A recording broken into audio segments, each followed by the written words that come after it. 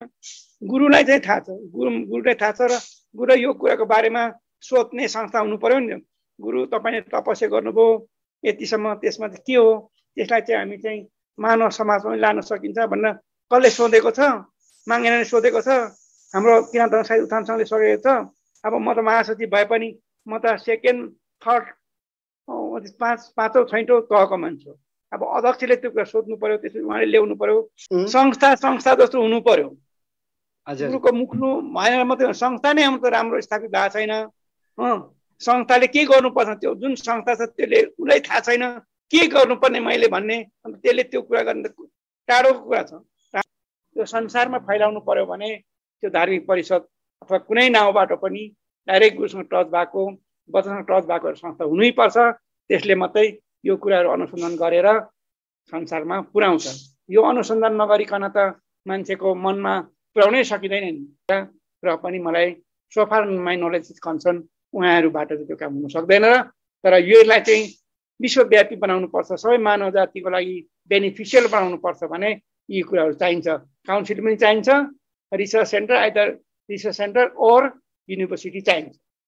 यो चाहिँ एकदमै 100% म यसलाई चाहिँ सपोर्ट गर्छु र चाहिन्छ भन्ने मात्र भनेको। एउटा पुस्तक सकिएपछि त्यो सकिन्छ कुनै पनि संसारमा, तर संस्था चाहिन्छ। अब यदि गुरु हुनुहुन्छ, गुरुले भनेको मानिँदैछ, त गुरु छैन भने कसले भनेको मान्ने? संस्था चाहियो नि, त्यो भर्खरै तरिकाले संस्था बनाइयो होला, तर पनि यो फुल फ्लेजेडमा किराँत परिषद धार्मिक परिषदको पुनर्गठन हुँदाखेरि चाहिँ विभिन्न क्षेत्रमा मानव जातिको उत्थानको लागि विद्वता प्राप्त गरेको मान्छेहरूको चाहिँ आवश्यकता पर्छ र तिनीहरूले मानव जातिको उत्थानको लागि काम गर्छ। त्यो चाहिँ गुरुले भन्नुभएको आदर्श अनुसार त्यसो त्यो परिकल्पना चाहिँ त्यो हो। तर अब आदर्श नभए पनि, कल्पना भए पनि भोलि होला किराँत धर्म र संसारमा रह्यो भने, तर यसरी मुखले चलाएर चाहिँ चल्दैन। त्यो तपाईँलाई थाहा छ, संस्थाले हाम्रो किराँत धर्म साहित्य उत्थानसँग अथवा मागेना चोरुङले त्यो काम गर्न सक्छ? मैले गरेको प्रश्न तपाईँले आफै त्यसको उत्तर दिनुहोस्। तर मलाई म सोध्नु छैन, सक्दैन। त्यस कारणले त्यो सक्ने अनुसन्धान केन्द्र चाहिन्छ र त्यो अनुसन्धान गरेर, अनुसन्धान भनेको फेरि विज्ञान हो, विज्ञानको फ्याक्ट कुराहरू निकाल्नुपर्छ। हाम्रो पनि एउटा गुरुको वचन चाहिँ सोझै जे भने पनि भरपर्दो रूपमा चाहिँ मान्छेको मनमा पुर्याउने, मान्छेको घरमा पुर्याउने एउटा माध्यम होस् भन्ने चाहिँ मैले सोचेको थिएँ। तर आज जस्तो संस्था किराँत धर्म साहित्य उत्थान सङ्घ मागेनाले गरेको कामले जापानमा भनेको तिनीहरूले भनेको जापानिजले मान्दैन, अमेरिकनले मान्दैन, फिलिपिनले मान्दैन। त्यस कारणले मानव जातिको लागि गरेको छ भने चाहिँ त्यो एउटा ब्रोड लिङ्क भएको डाइरेक्ट गुरुको वचनहरूलाई चाहिँ विश्वास रूपमा पुग्ने एउटा संस्था चाहिन्छ। अंशिमाङको निजी सचिवालय भन्ने बनायौँ, तपाईँकै ठुलो योगदान छ त्यसमा। मान्छे त चाहियो नि त। अब तपाईँ आफै जानकार हुनुहुन्छ होइन। अब अनुसन्धान नगरिकन कुनै काम चाहिँ तथ्य आउँदैन, त्यो कसैले विश्वास पनि गर्दैन। किराँत धर्मको फिलोसफीको कुरा गर्दाखेरि हामी यतिखेर जहाँ पाए त्यहाँ हिँडेको छौँ, त्यसरी हिँडेर हुँदैन। धर्म दर्शन भनेको त एउटा बाटो मार्ग चित्त तयार गर्नुपर्छ, त्यो मार्गमा सबै अटाएर हिँड्नुपर्छ। त्यो बनाउने के हो भन्दाखेरि चाहिँ विश्वविद्यालय रिसर्च गर्नु पर्यो, अनुसन्धान गर्नु पर्यो, त्यसको फिलोसफी तयार गर्नु पर्यो। उहाँ गुरु र वर्तमान गुरुहरूले भन्नुभएको उपदेश दिनुभएको कुराहरूलाई चाहिँ काममा परिणत गर्नु पर्यो, त्यसको लागि रिसर्च गर्नु पर्यो। कुन शब्दले के भनेको छ, के गर्नुपर्छ भनेर त्यसको खोज हुनु पर्यो। त्यो खोजेपछि त्यसको हिँडाउनु पर्यो, बाटो बनाउनु पर्यो। त्यो बनाउने के त विश्वविद्यालय नै हो। जस्तै बाइबलको कतिवटा विश्वविद्यालय छ। अब जस्तै अब हिन्दूको पनि काशी विश्वविद्यालय, अब बुद्ध धर्मको त कुन जुगमा हामी 2000 वर्ष पहिले नालन्दा विश्वविद्यालय थियो होइन। त्यस कारणले सबैभन्दा पहिले विश्वविद्यालय बनाउने नै संसारमा धार्मिक दर्शनहरू, त्यसपछि अब यो जनरल एजुकेसनको बारेमा विश्वविद्यालय भनेको त मानव जातिलाई डोर्याउने, बाटो बनाउने स्थल हो, औजार हो। त्यस कारणले किराँत धर्मलाई पनि संसारको मानव जातिको लागि चाहिँ एउटा मार्गदर्शन बनाउनु, मार्ग देखाउनु पर्यो भने त विश्वविद्यालय चाहियो नि। त्यो भनेको हामीले मात्रै रिसर्च गर्ने होइन, संसारको मान्छे रिसर्च गर्नु पर्यो। त्यो वचनमा कुन कुन शब्दहरू कसरी प्रयोग भएको छ, त्यसको लागि मानव जातिलाई कसरी उत्थान गर्छ, मानव जातिलाई कसरी सही बाटोमा डोर्याउँछ भन्ने महागुरु र वर्तमान गुरुको वचनहरूलाई चाहिँ खोजेर निकाल्नु पर्ने ठाउँ भनेको नै विश्वविद्यालय हो। तपाईँले गरे हुँदैन, मैले गरे हुँदैन। हामी त एउटा विचार दिने मात्रै हो नि, तर त्यो प्र्याक्टिसमा ल्याउनु त सकिँदैन। त्यो भनेको नै विश्वविद्यालय हो। त्यस कारणले विश्वविद्यालय त अति नै आवश्यकता छ र एउटा माहौल पनि थियो त्यो गर्नुपर्छ भन्ने। सबैको मान्छेको अलिअलि पढे लेखेको साथीहरू जस्तो कुरा पनि गर्दै थियो।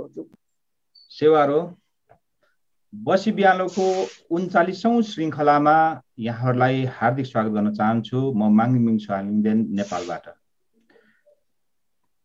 हामी आज एउटा त्यस्तो व्यक्तित्वलाई ल्याउँदैछौँ जो चाहिँ किराँत धर्मका विशेष गरी सङ्गठनहरू, त्यहाँ भएका समितिहरू अथवा किराँत धर्मलाई अगाडि बढाउने क्रममा ती सबैको विशेष गरी रणनीति गर्न एउटा सफल व्यक्तित्व, रणनीतिकर्मी म भन्न चाहन्छु, एउटा त्यस्तो व्यक्तित्व। उहाँसँग आज हामी कुराकानी गर्नेछौँ। यद्यपि उहाँ राजनीतिक विश्लेषक पनि हुनुहुन्छ र राम्रो एउटा धार्मिक विश्लेषक पनि हुनुहुन्छ, तर हामी आज धर्मको धेरै विश्लेषणका कुराहरू भित्री गहिराइसम्म, धर्मका दर्शनका भित्री कुराहरूसम्म हामी पुग्ने छैनौँ, किनकि उहाँले धर्मको यो किराँत धर्मको दर्शनलाई उहाँले मजाले आद्योपान्त हेर्नु भएको छ, भित्रैसम्म उहाँले केही कुराहरू गर्नुभएको छ। तथापि आज त्यो कुराहरू गर्ने छैनौँ। त्यो सँगसँगै उहाँ एउटा विश्व राजनीतिको एउटा राम्रो अध्येता हुनुहुन्छ, राम्रो विश्लेषक गर्न सक्ने क्षमता खुबी भएको व्यक्तित्व हुनुहुन्छ। त्यो बारेमा पनि आज कुराकानी गर्ने छैनौँ। त्यो सँगसँगै उहाँ भाषाको, नेपाली भाषाको पनि एउटा राम्रो अथवा पोख्त एउटा व्यक्तित्व हुनुहुन्छ, तै पनि त्यो विषयमा हामी कुरा गर्ने छैनौँ। लगायत उहाँको धेरै विषयवस्तु, उहाँको धेरै क्षेत्रहरू छन्, त्यो विषयहरूमा हामीले कुराकानी गर्ने छैनौँ। यद्यपि आज हामी किराँत धर्मको सङ्गठनमा रहेका केही कुराहरूसँग हामी त्यहीको सेरोफेरोमा हामी कुराकानी गर्नेछौँ। उहाँ डिपी साम्पाङसँग म जोडिन चाहन्छु। डिपी साम्पाङज्यू, यहाँलाई बसी बिहालोको 39औं श्रृङ्खलामा हार्दिक स्वागत गर्न चाहन्छु। धन्यवाद। अनि हजुरलाई अहिले कस्तो छ? आरामै हुनुहुन्छ? के छ? ठिकै छ, पहिले जस्तो भेटियो त्यस्तै छ, केही सुधार भएको छैन, त्यस्तै छ। केही शारीरिक कठिनाइहरू छन् उहाँलाई? कठिनाइ बोल्नु हुँदैन, हजुर, हिँड्नु हुँदैन। हिँड्नु हुँदैन भन्दा नि उहाँ हिँड्नुहुन्छ, अलिअलि हिँड्नुहुन्छ, केही कठिनाइ पछिल्लो समयमा आएको छ। तथापि त्योभन्दा म यहाँलाई भन्न चाहन्छु, त्योभन्दा ठुलो रोग अब विश्वले नै अहिले बोकिराखेको छ। अब त्यो त सामान्य ठान्नु पर्यो। त्यो अलग भए पनि त्योभन्दा ठुलो रोग हो नि त विश्वमा त अहिले जुन व्याप्त छ। तपाईँलाई थाहा छ, हामी नै यी सबै थुनिएर बसेका छौँ। लकडाउन भन्छ, थुनिएर बसेका छौँ। अर्काले थुन्नै पर्दैन, आफै पनि थुनिनु पर्दो रहेछ, होइन सर? त्यस्तो रहेछ। अब अनि गर्नुपर्छ। हजुर, हजुरको अनि अलिकति पृष्ठभूमि बताइदिनुहोस् न। हजुर अहिले कहाँबाट हो अनि हजुरको अलिकति परिचय दिनुहोस् न सम्भव छ? म इलाम जिल्लाको देउमै नगरपालिका तपिया भन्ने ठाउँबाट हो। अनि हजुरको अलिकति पृष्ठभूमि बताइदिनुहुन्छ कि कसको नाति होला, कसको छोरा? यस्तै पृष्ठभूमि भन्दाखेरि म त किसान, खेती किसानै हो यतिखेर।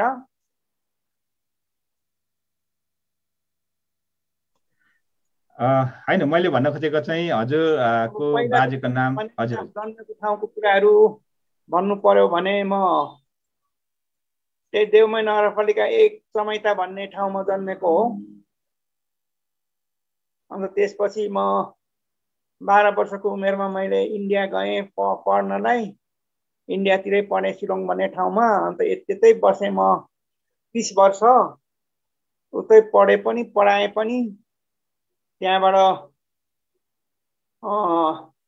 2040 सालमा त्यहाँ एन्टी इन्डियन एक्टिभिटिज भयो, एन्टी नेपालिज एक्टिभिटिज भएको हुनाले त्यहाँ हामी बस्न सकेनौँ। त्यहाँबाट हामी विस्थापित भएर नेपाल आइयो। नेपाल आएर उर्लाबारी भन्ने ठाउँमा बस्यो। त्यहाँ पनि 25-28 वर्ष जस्तो मैले 48 सालबाट त्यहाँ बसेँ र यतिखेर यो 30 वर्ष भयो। अब अहिले 78 सालदेखि चाहिँ म आफ्नै जन्मेको ठाउँमा आएर बसेको छु। अनि हजुरको पढाइहरू सबै इन्डियामै, हजुरको अध्ययनहरू सबै इन्डियामै भएको हो सर? म चाहिँ यहाँ यसको अलिकति कहानी छ।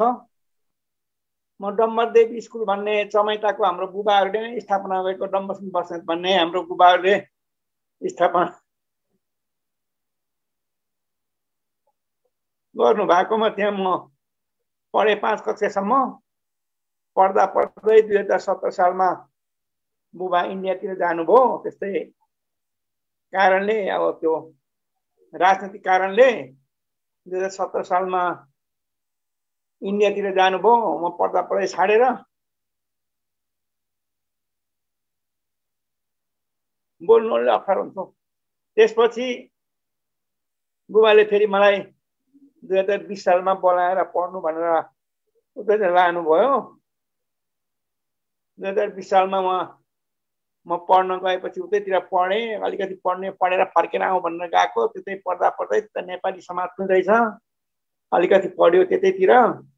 अन्त त्यतैपट्टि बस्यो, त्यतै जागिर सागिर पाइयो, त्यतातिर काम पनि गर्यो, पढाउने काम पनि गर्यो, पढ्यो पनि। त्यसपछि त्यतै व्यवसाय पनि गर्यो, त्यतै बसिएको थियो।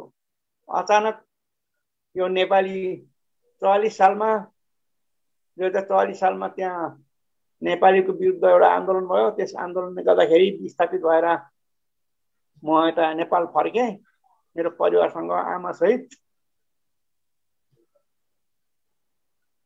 अनि ओर्लाबारीमा बसेर त्यहाँ पनि मैले झनै 30 वर्ष बिताएँ। 29 वर्ष बिताएर फेरि आफू जन्मेकै ठाउँमा आएर बसेको छु। अनि हजुरले उता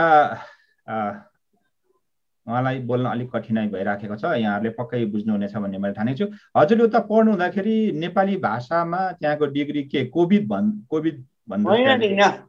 हजुर, मैले नेपाली भाषा पढेको होइन।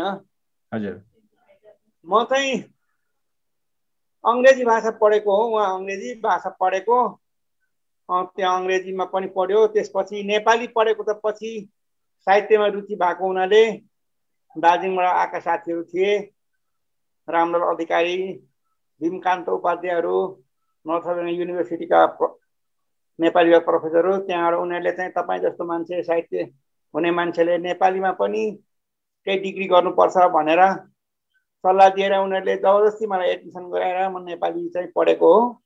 र नेपाली भाषामा रुचि चाहिँ पहिलेदेखि मलाई थियो। र म खास चाहिँ मेरो राजनीतिक शास्त्र हो मैले पढेको उहाँ चाहिँ। र त्यसपछि पढाउने काम गरेपछि मैले तालिम पनि गरेँ। यो हिन्दीमा शास्त्री गरेँ, त्यसपछि अङ्ग्रेजीमा बिएड गरेँ, राजनीतिक शास्त्रमा एमए गरेँ। मेरो खास पढाइ चाहिँ त्यो हो। त्यही अनुसारमा चाहिँ काम गरेको। नेपाली चाहिँ मैले नेपाली साहित्यमा रुचि भएको हुनाले दार्जिलिङका साहित्यकारहरूले धेरै कर लगाएर मैले यसो एक्सटर्नल क्यान्डिडेट भन्छ, त्यस प्रकारले मैले नर्थ बेङ्गल युनिभर्सिटीबाट गरेको हो। नेपाली साहित्यमा त्यसलाई के भन्दो रहेछ सर? कोभिड के भन्दो रहेछ होइन? त्यो नेपाली साहित्यमा के भन्नु हो? नेपाली साहित्यमा जुन सक्नुभयो नि त्यसलाई चाहिँ के भन्दो रहेछ? नेपाली साहित्यमा त हामीले काम गर्यौँ, कवि साहित्यमा काम गर्यौँ, पत्रिकाहरू प्रकाशन गर्यौँ होइन, साहित्यिक आयोजना गर्यौँ होइन। अब धेरै कुराहरू गर्यो। त्यो गर्यो भने एउटा कथा हुन्छ होइन। तर साहित्यमा रुचि चाहिँ मेरो बहुत थियो। र त्यस कारणले साहित्यमा रुचि भएको हुनाले तपाईँले चाहिँ नेपालीमा केही गर्नुपर्छ भनेर साथीहरूले पनि उक्सायो। त्यहाँबाट यताका दार्जिलिङका साथीहरूले पनि धेरै उक्साएर मैले गरेको हो, नेपाली पनि पढेको। अनि हजुर त्यतिखेर त्यहाँ रहँदाखेरि विद्यार्थी राजनीतिमा पनि इन्भल्भ हुनुभयो सर? म विद्यार्थी राजनीति भन्दा पनि मैले एमए पढ्दाखेरि गोर्खा लिगको अधिवेशन भएको थियो गुवाहाटीमा। म त्यतिखेर एमए पढ्दै थिएँ अन्तिम वर्षमा। अन्त शिलोङ मेघालयबाट चाहिँ हामीले प्रतिनिधि पठायो त्यो अधिवेशन भाग लिनलाई। त्यहाँका नेपाली समाजहरूले डिपी जोशी भन्ने थियो एकजना मेरो साथी, एमएससी गरेको। अनि म दुईजनाले पठाएपछि दार्जिलिङ त्यहाँ अधिवेशन आएर रेणुलिने सुब्बा, देवप्रसाद राई हुनुहुन्थ्यो त्यतिखेर जनरल सेक्रेटरी। त्यो अधिवेशनबाट चाहिँ हामीलाई चाहिँ सिडब्ल्युसी भन्ने वर्किङ कमिटीमा, सेन्ट्रल वर्किङ कमिटीमा हामीलाई चुन्यो। त्यतिखेर मदन तामाङ भन्ने मारियो नि दार्जिलिङमा, ऊ त्यतिखेर युवा सङ्घको अध्यक्ष थियो। अनि त्यतिखेरदेखि म 4 वर्ष चाहिँ अलि नै गोर्खालीको चाहिँ सिडब्ल्युसी मेम्बर गरेर इन्डियाभरि मिटिङहरू गरियो 4 वर्षसम्म। त्यहाँबाट म त अब पढेँ, एमए पनि कम्प्लिट गरेँ। त्यसपछि अब हिँड्नु पर्ने आफ्नै पैसाले होइन, घुम्नु पर्ने, वर्षमा 4 पल्ट मिटिङ हुन्थ्यो इन्डियाभरि। कहिले दिल्लीमा हुन्थ्यो, कहिले कलकत्ता हुन्थ्यो, कहिले देहरादुनमा हुन्थ्यो, कहिले दार्जिलिङमा हुन्थ्यो, आसाममा हुन्थ्यो। आफ्नै पैसाले हिँड्नु पर्ने। र मैले सोचेँ 4 वर्ष कम्प्लिट भइसकेपछि चाहिँ मैले चाहिँ छाडिदिएँ राजनीति। किनभने राजनीति हामी जस्तो मान्छेले गर्नु नपर्ने रहेछ भन्ने मैले बुझेँ।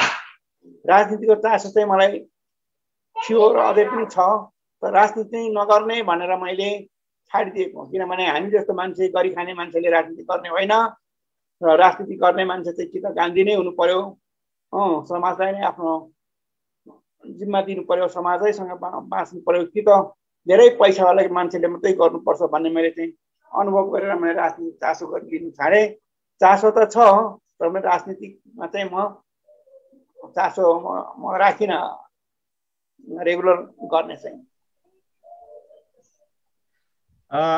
धन्यवाद छ साम्पाङ सर। हजुर सुन्दै हुनुहुन्छ होइन? ठिक छ। त्यो मैले त्यो विषयमा धेरै कुरा गर्न चाहिनँ त्यतापट्टि। अब म अलिकति विषय सुन्दै हुनुहुन्छ सर? सुन्दै हुनुहुन्छ मेरो आवाज? मैले अब म त्यो विषयमा मैले अब योभन्दा बढी मैले कुरा गर्न चाहिनँ हजुरसँग। अब हजुरसँग म यतै आउन चाहन्छु कि नेपाल आइसकेपछि तपाईँको पहिलो गुरुसँगको पहिलो भेट को सम्झना गर्न सक्नुहुन्छ? एकचोटि सुनाइदिनुहुन्छ कि पहिलो भेट कस्तो रह्यो गुरुसँगको? तपाईँको पहिलो भनौँ गुरुसँगको पहिलो भेट कति सुन्नु? किराँत धर्म गुरुसँगको पहिलो भेट। यसको अलिकति आफ्नै कहानी छ यसको चाहिँ। हजुर यस्तै कहानी छ। म अलिक यस्तो धार्मिक दर्शनमा चासो दिने मान्छे पहिलेदेखि, र धार्मिक विकृतिहरू मैले देखेर साथीहरूसँग तर्क वितर्क गरिन्थ्यो। धर्ममा पनि धेरै, धर्म के हो भन्ने कुराको धेरै मैले चासो दिन्थेँ पहिला पनि। र धेरै साथीहरू थिए। यतिखेर कृष्ण सिटौलाको उसको ससुरा ध्रुवनाथ जोशी भन्ने थियो, आध्यात्मिक तर एउटा बङ्गाली धर्म सद्गुरु भन्ने मान्छे। ऊ पनि झनै मेरो जस्तै सोच भएको। मैले कुनैलाई गुरु मानेको थिइनँ जिन्दगीमा। मैले सोचेँ कस्तो यो धर्महरू पनि भेद गर्ने, ठुलो सानो भन्ने, जातिको भेद गर्ने, सम्प्रदायको भेद गर्ने भन्ने कुरामा मेरो धेरै विमति थियो। त्यसो हुँदाखेरि मैले गुरु भन्ने कसैलाई पनि मानेको थिइनँ र गुरु त्यस्तो नहुनु पर्ने जस्तो लागिरहेको थियो। त्यतिखेर कृष्ण सिटौलाको उसको ससुरा ध्रुवनाथ जोशी भन्ने शिलङमा छ, ऊ पनि एउटा सद्गुरु भन्ने थियो। मेरो विचार उसले जान्दथ्यो। उसले के भन्यो भने, साम्पाङ भाइ तिमी त मैले गरेको धर्ममा लाग्दाखेरि तिमी राम्रो हुन्छ भनेर भन्थ्यो। मैले त्यहाँ निकै कर लगायो, तर मैले मानिनँ। त्यहाँ त्यसै गर्दाखेरि म जब यता दमकमा आएर बसेपछि बस्ने भनेर म आएपछि दिल्ली चामलिङले मलाई भेट गर्थ्यो। जहिले चाहिँ भेट गरिबस्थ्यो। यस्तो धर्म एकदम दर्शन, खालि दर्शन कुरा मात्रै गर्थ्यो। एकदम दर्शन ठुलो, एकदम दर्शन छ, गुरु हाम्रो छ, एकदम महान दर्शन भनेर कुरा गर्थ्यो। के भनेको भन्ने लाग्थ्यो। त्यहाँ त एक दिन गुरु र दिल्ली चामलिङ, म दमकमा त्यतिखेर बसेको थिएँ। म चाहिँ कतातिर बजारतिर जाँदै थिएँ। ठक्कै दुईजना बाटोमा भेट भयो। उहाँले चिनाइदिनु भयो के उहाँ नै हाम्रो गुरु मसँग गरेको भनेर भन्नुभयो। त्यहाँबाट गुरु ख्रिस्ट हाँस्नुभयो। कमेज टोपी लाउनु भएको थियो अनि एकदम साधारण, केही बोल्नु भएन गुरु। त्यहाँबाट मैले भने दिल्ली चामलिङलाई चिया खानुहुन्छ गुरुले भन्नु खानुहुन्छ भन्यो। त्यहाँबाट चिया दोकान गएर यसो कोठामा बसेर हामी बात गऱ्यौँ। बात गर्दाखेरि धेरै कुराहरू दिल्ली चामलिङ गऱ्यो, यताउति के दर्शन सर्शन के भन्ने। त्यहाँबाट गुरुले सुनिराख्नु भयो। मैले पनि टाउको हल्लाएँ। त्यहाँबाट अझै पनि गुरुले मलाई साम्पाङजी भन्नुहुन्छ। अनि के भन्नुभयो भने अन्तमा छुट्ने बेलामा साम्पाङजी यस्तै छ, धर्म भन्न हिँडेको छौँ, हामीले त केही गर्न सकिएको छैन। अब धर्म भन्नु त हामीले जानेको त आफूलाई चिन्नु हो,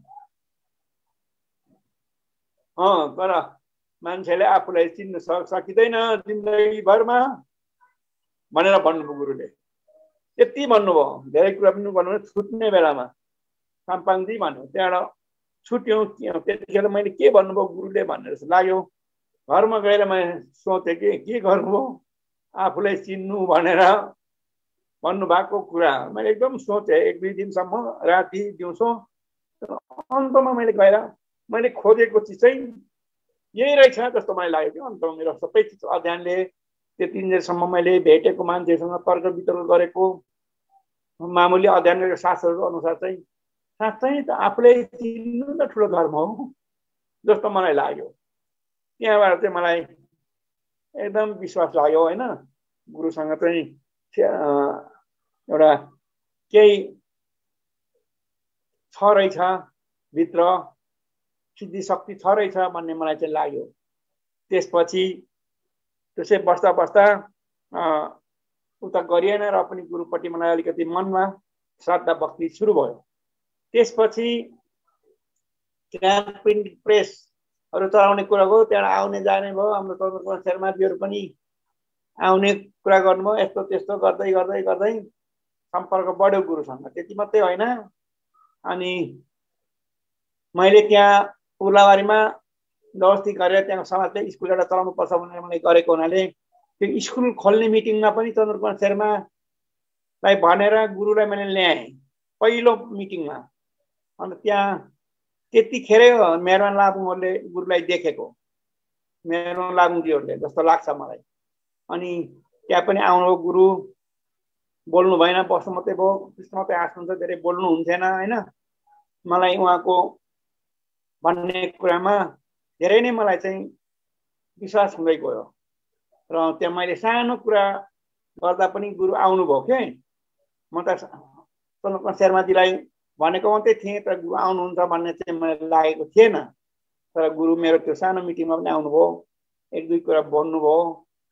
त्यस कुराहरू चाहिँ एकदमै मनमा लाग्यो। त्यसपछि मलाई विश्वास लाग्यो गुरुसँग। हाम्रो भेट चाहिँ त्यहाँबाट अब हुँदै हुँदै अब यही धर्ममा अनि परिणत भयो। त्यस कारणले अन्तमा गएर मैले चाहिँ के सोचेँ भने मैले खोजेको धर्म चाहिँ यही हो र अब यसैमा म चाहिँ समर्पित गर्छु भनेर चाहिँ मैले अन्तमा किराँत धर्मलाई चाहिँ अवलम्बन गरेको। किनभने आफूलाई चिन्नु नै सबैभन्दा ठुलो कुरा हो। अझसम्म संसारले किन यो झै झगडा भएको छ, यो संसारमा किन कन्फ्लिक्ट भएको छ, वार भएको छ, तेरो मेरो किन भएको छ भने आफूलाई नचिनेर हो। आफूलाई चिन्यो भने मान्छेले झगडा पनि हुँदैन, झै झगडा पनि हुँदैन, लडाइँ पनि हुँदैन, अहम पनि हुँदैन, आफूले कुनै कम्प्लेक्स नै हुँदैन। आफूले नचिनेपछि कम्प्लेक्स हुन्छ, म सानो भन्ने हुन्छ, ठुलो भन्ने हुन्छ, जान्ने भन्ने हुन्छ, नजान्ने भन्ने हुन्छ, धेरै कुराहरू आउँछ संसारमा भइरहेको घटनाहरू। तर त्यसको एउटै उत्तर हो आफूलाई चिन्नु। आफूलाई चिनेपछि सबै चिजको समाधान हुन्छ। त्यो कुरा निचोड गरेर गुरुले भन्नुभयो, त्यो नै मैले भनौँ न अब खोजेको चिज रहेछ भन्ने मलाई चाहिँ लागेर गुरुलाई विश्वास गरेको। हुनु पनि अब हाम्रो साम्पाङ सरको घरमा हेरियो भने भित्तामा कि त उहाँको बुवा आमाको फोटो हुन्छ, तस्बिर हुन्छ र गुरुको तस्बिर हुन्छ। त्यो बाहेक कुनै पनि तस्बिर हुँदैन, पुरै भित्ता खाली हुन्छ। अनि मैले एकचोटि सोधेको थिएँ कि के हो होइन साम्पाङ सर, त्यसको बारेमा अलिकति भनिदिनुहुन्छ? त्यति साह्रो उहाँको एउटा मान्यता छ। अब यस्तो म चाहिँ सुरुदेखि मैले जब अलिकति ज्ञान पाएँ होइन, मान्छेको सभ्यताको बारेमा, मान्छेको बारेमा मैले ज्ञान पाएँ, अध्ययन गरेँ।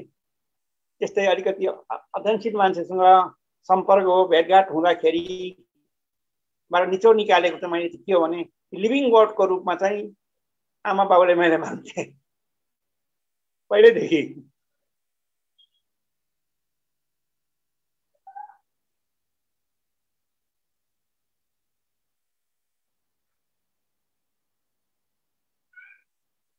अनि आमा बाबुलाई चाहिँ मैले उहाँ जिउँदो हुँदाखेरि उहाँहरू दुवैजना हुँदाखेरि मैले जिउँदो भगवानको रूपमा मैले मान्ने गर्थेँ। बिहान म उठेर नुहाएर गरेर आमा बाबुलाई प्रणाम गरेर मैले केही खान्थिनँ। त्यो मेरो बानी थियो पहिल्यैदेखि, मेरो ज्ञान पाएदेखि।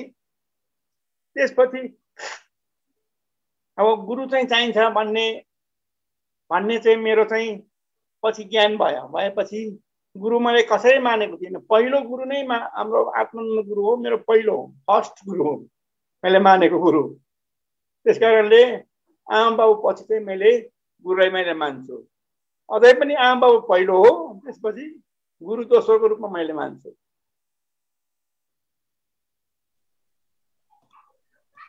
त्यो विश्वास मान्छेको व्यक्तिगत विश्वास हो। अब कसैले नमान्न सक्छ, नसोच्नु सक्छ, तर मैले चाहिँ अहिलेसम्म बुझे अनुसार चाहिँ जिउँदो भगवान भनेको चाहिँ आफ्नो आमा बाबु हो। आफ्नो बाबु आमा नचिन्ने मान्छेले आफूलाई पनि चिन्दैन, अरूलाई पनि चिन्दैन। त्यस कारणले आफू चिन्नुको लागि बाबु आमाले चिन्नुपर्छ, त्यसपछि गुरुलाई चिन्नुपर्छ, त्यसपछि आफू चिनिन्छ।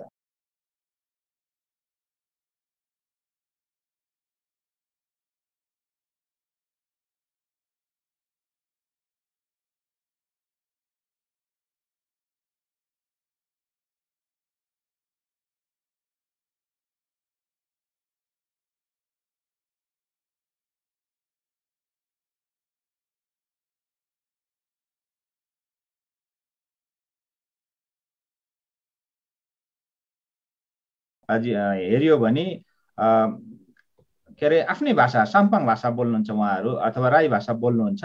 त्यसपछि जब बाहिर निस्केपछि मात्र अनि नेपाली अङ्ग्रेजी भन्ने कुरा चाहिँ बाहिर हुन्छ। घरभित्र चाहिँ उहाँहरूको आफ्नै मातृभाषा बोल्नुपर्छ भन्ने उहाँहरूको एकदम कडाकडी नियमै छ र सबैजना परिवारमा मातृभाषै बोल्नुहुन्छ। अनि उहाँले अघि भन्नुभयो जस्तो बिहानै बाउ आमालाई ढोग्ने त्यो भन्ने एकदम आदर गर्ने भावनाहरू चाहिँ अझै पनि उहाँले जीवन्त राख्नु भएको छ। एकदम खुसीको कुरा हो। त्यो उहाँलाई मैले उहाँको मुखबाट सुनाउन चाहिनँ, मैले नै भनिदिएँ यहाँहरूलाई, किनभने म सामसरलाई मलाई लाग्छ मैले पनि निकै राम्रोसँग चिन्छु। र सामङ सर म अर्को प्रसङ्गमा गएँ। अनि हजुरको यो किराँत धर्म तथा साहित्य उत्थान सङ्घसँगको एट्याचमेन्ट अर्थात् भनौँ किराँत धर्म तथा साहित्य उत्थान सङ्घमा चाहिँ हजुर चाहिँ कसरी प्रवेश गर्नुभयो? कि तपाईँलाई पहिलेदेखि संस्थामा काम गर्ने इच्छा थियो कि कसरी प्रवेश चाहिँ कसरी भयो सर सङ्घमा? आजीवन सदस्य म पहिल्यै भएको थिएँ। चन्द्रकुमार शर्माजीले मलाई जो प्रोग्रामहरूमा धेरै लानुहुन्थ्यो, यताउति गर्नुहुन्थ्यो। नेपाल आएपछि होइन आजीवन सदस्य मैले प्राप्त गरिसकेको थिएँ।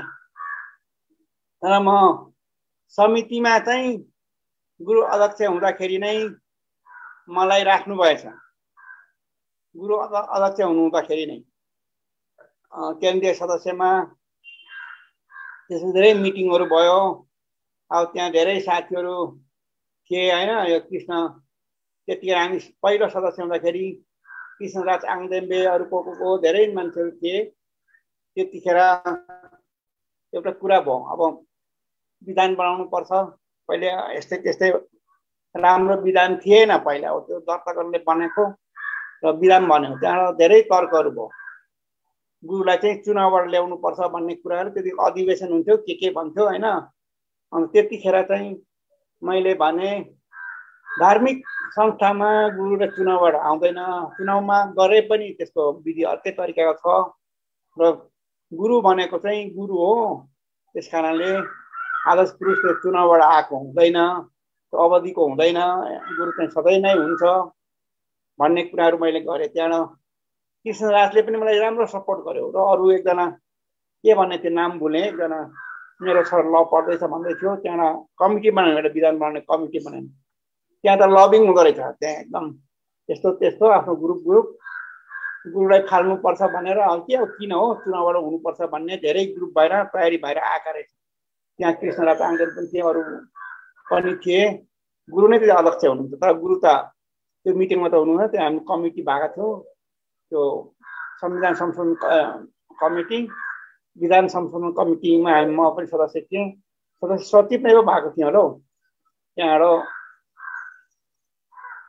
त्यसमा बसेर विधान मैले भने त्यहाँ धेरै मान्छेहरू अब चुनावबाट गुरु आउनुपर्छ भन्ने थिए, तर पनि मैले अफोर्ड गरेँ कि त्यसरी हुँदैन, गुरु बनाउनु, गुरु चाहिँ आफस्याप हुनुहुन्छ होइन, गुरु बनेको हुनु, तर चुनाव बने चाहिँ अरू मान्छेको हुनुपर्छ भन्ने कुरा गरेर त्यतिखेरदेखि विधान संशोधन गरेर गुरु चाहिँ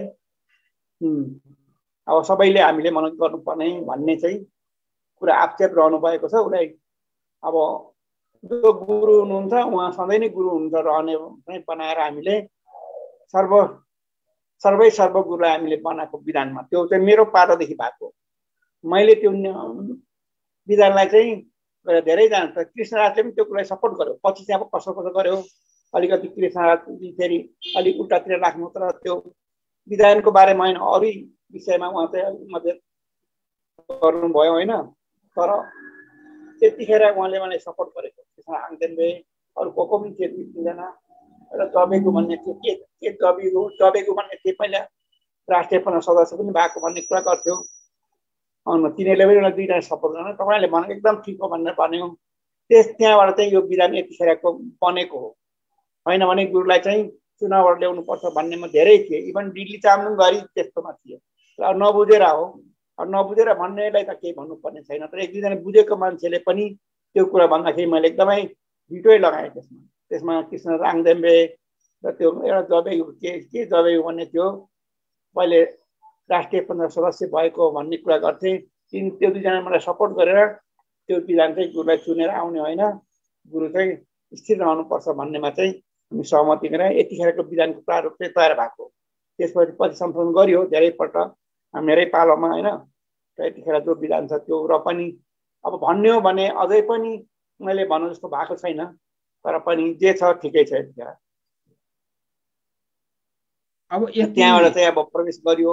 अब यतिखेरसम्म म कसरी केन्द्रमा छु भन्दाखेरि केन्द्रीय सदस्य भएँ, त्यसपछि आर्थिक नीतिहरू ल्यायौँ, के गर्यौँ।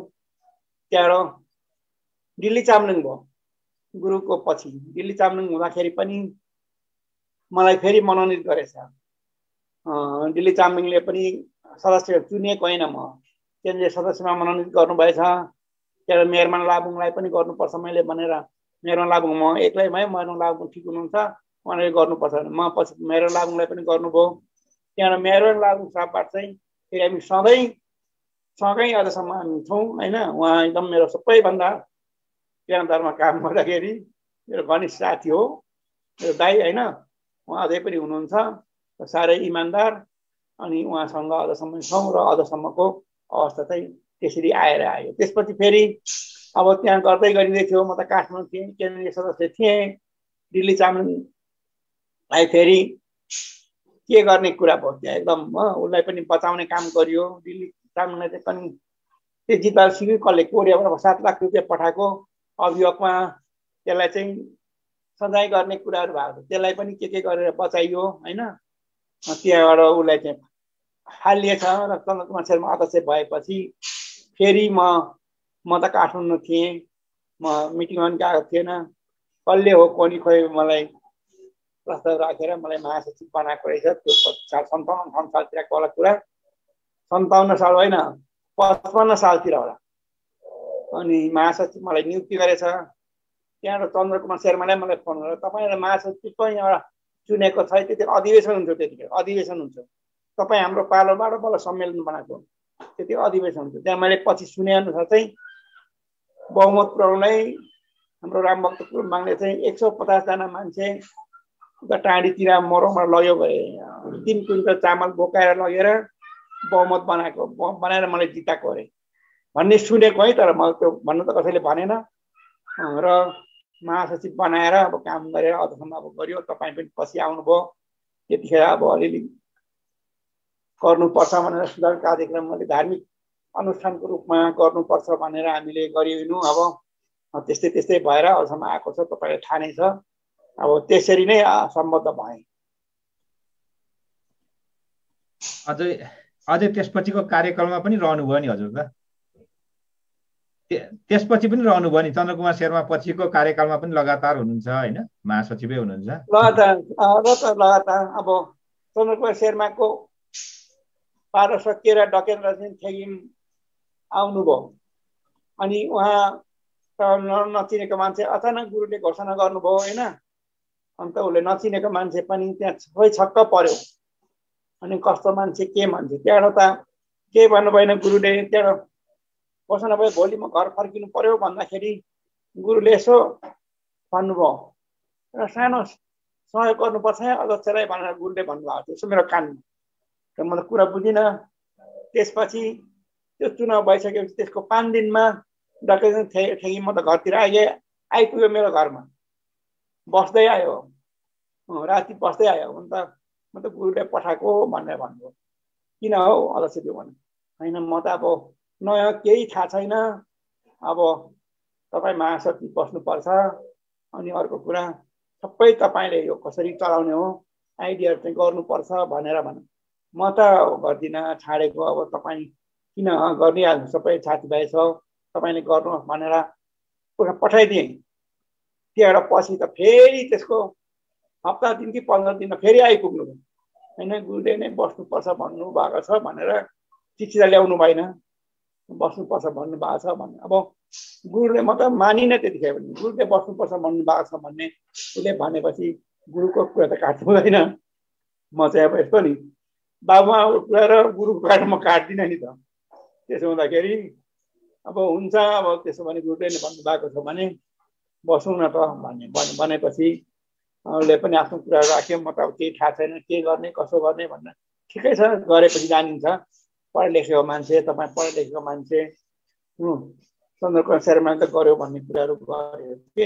त्यसपछि उसँग गरियो काम। अब गर्दा गर्दा होइन अब गरियो होइन, ठिकै छ, अहिलेसम्म गरिरहनु भएको छ, हामी पनि गरियो। तर म अब 72 सालदेखि भैँचालाको सालदेखि म बिमार भएपछि चाहिँ त्यहाँ केही सहभागी गरेको छुइनँ होइन। अब उहाँले चलाउनु भएको छ। मैले त्यसपछि मैले भने कति कुराहरू चाहिँ अब उहाँ जागिरे पनि हुन्थ्यो। जागिर छाडेपछि राम्रो चाहिँ गर्नुहोस् भनेर मैले गर्छु भन्नु पनि भयो। त्यहाँबाट तपाईँ जागिर पनि छाड्नुभयो, राम्रो गर्नुहोस् भनेर मैले। अब हुने कुरा म सही गर्छु, नहुने कुरा जे मन लाग्छ त्यो गर्नुहोस्, मलाई केही नसोच्नु भनेर मैले जिम्मा दिएको भएको। अझ पनि त्यस्तै नै छ। र मैले केही सरसल्लाह दिन्न, अनि केही सही गर्नुपर्ने ठाउँ छ भने। र बिमार भएदेखि चाहिँ म टोटली कटअफ भएको छु। अब बोल्नु हुँदैन, हिँड्नु हुँदैन, के गर्नु, टाइममा खानुपर्छ, के छ दबाई खानुपर्छ। त्यसो हुँदाखेरि मैले कुनै सम्पर्क छैन। कहिलेकाहीँ फोनमा बात हुन्छ डक्टरजीसँग, र उहाँ अझै पनि हुनुहुन्छ। अब त उहाँ पनि धेरै 15 वर्ष भइसक्यो, सबै थाहा पाउनुभयो, ज्ञान पाउनुभयो होइन। अब उहाँलाई खाँचो पनि छैन कसैको पनि, ठिकै गर्नुभएको छ। गुरुलाई चित्त बुझाउनु भएको छ, त्यही कुरा सबैभन्दा ठुलो कुरा छ। गुरुको अब चित्त बुझे जस्तो हामीलाई लाग्छ। अब त्यही हो ठुलो कुरा।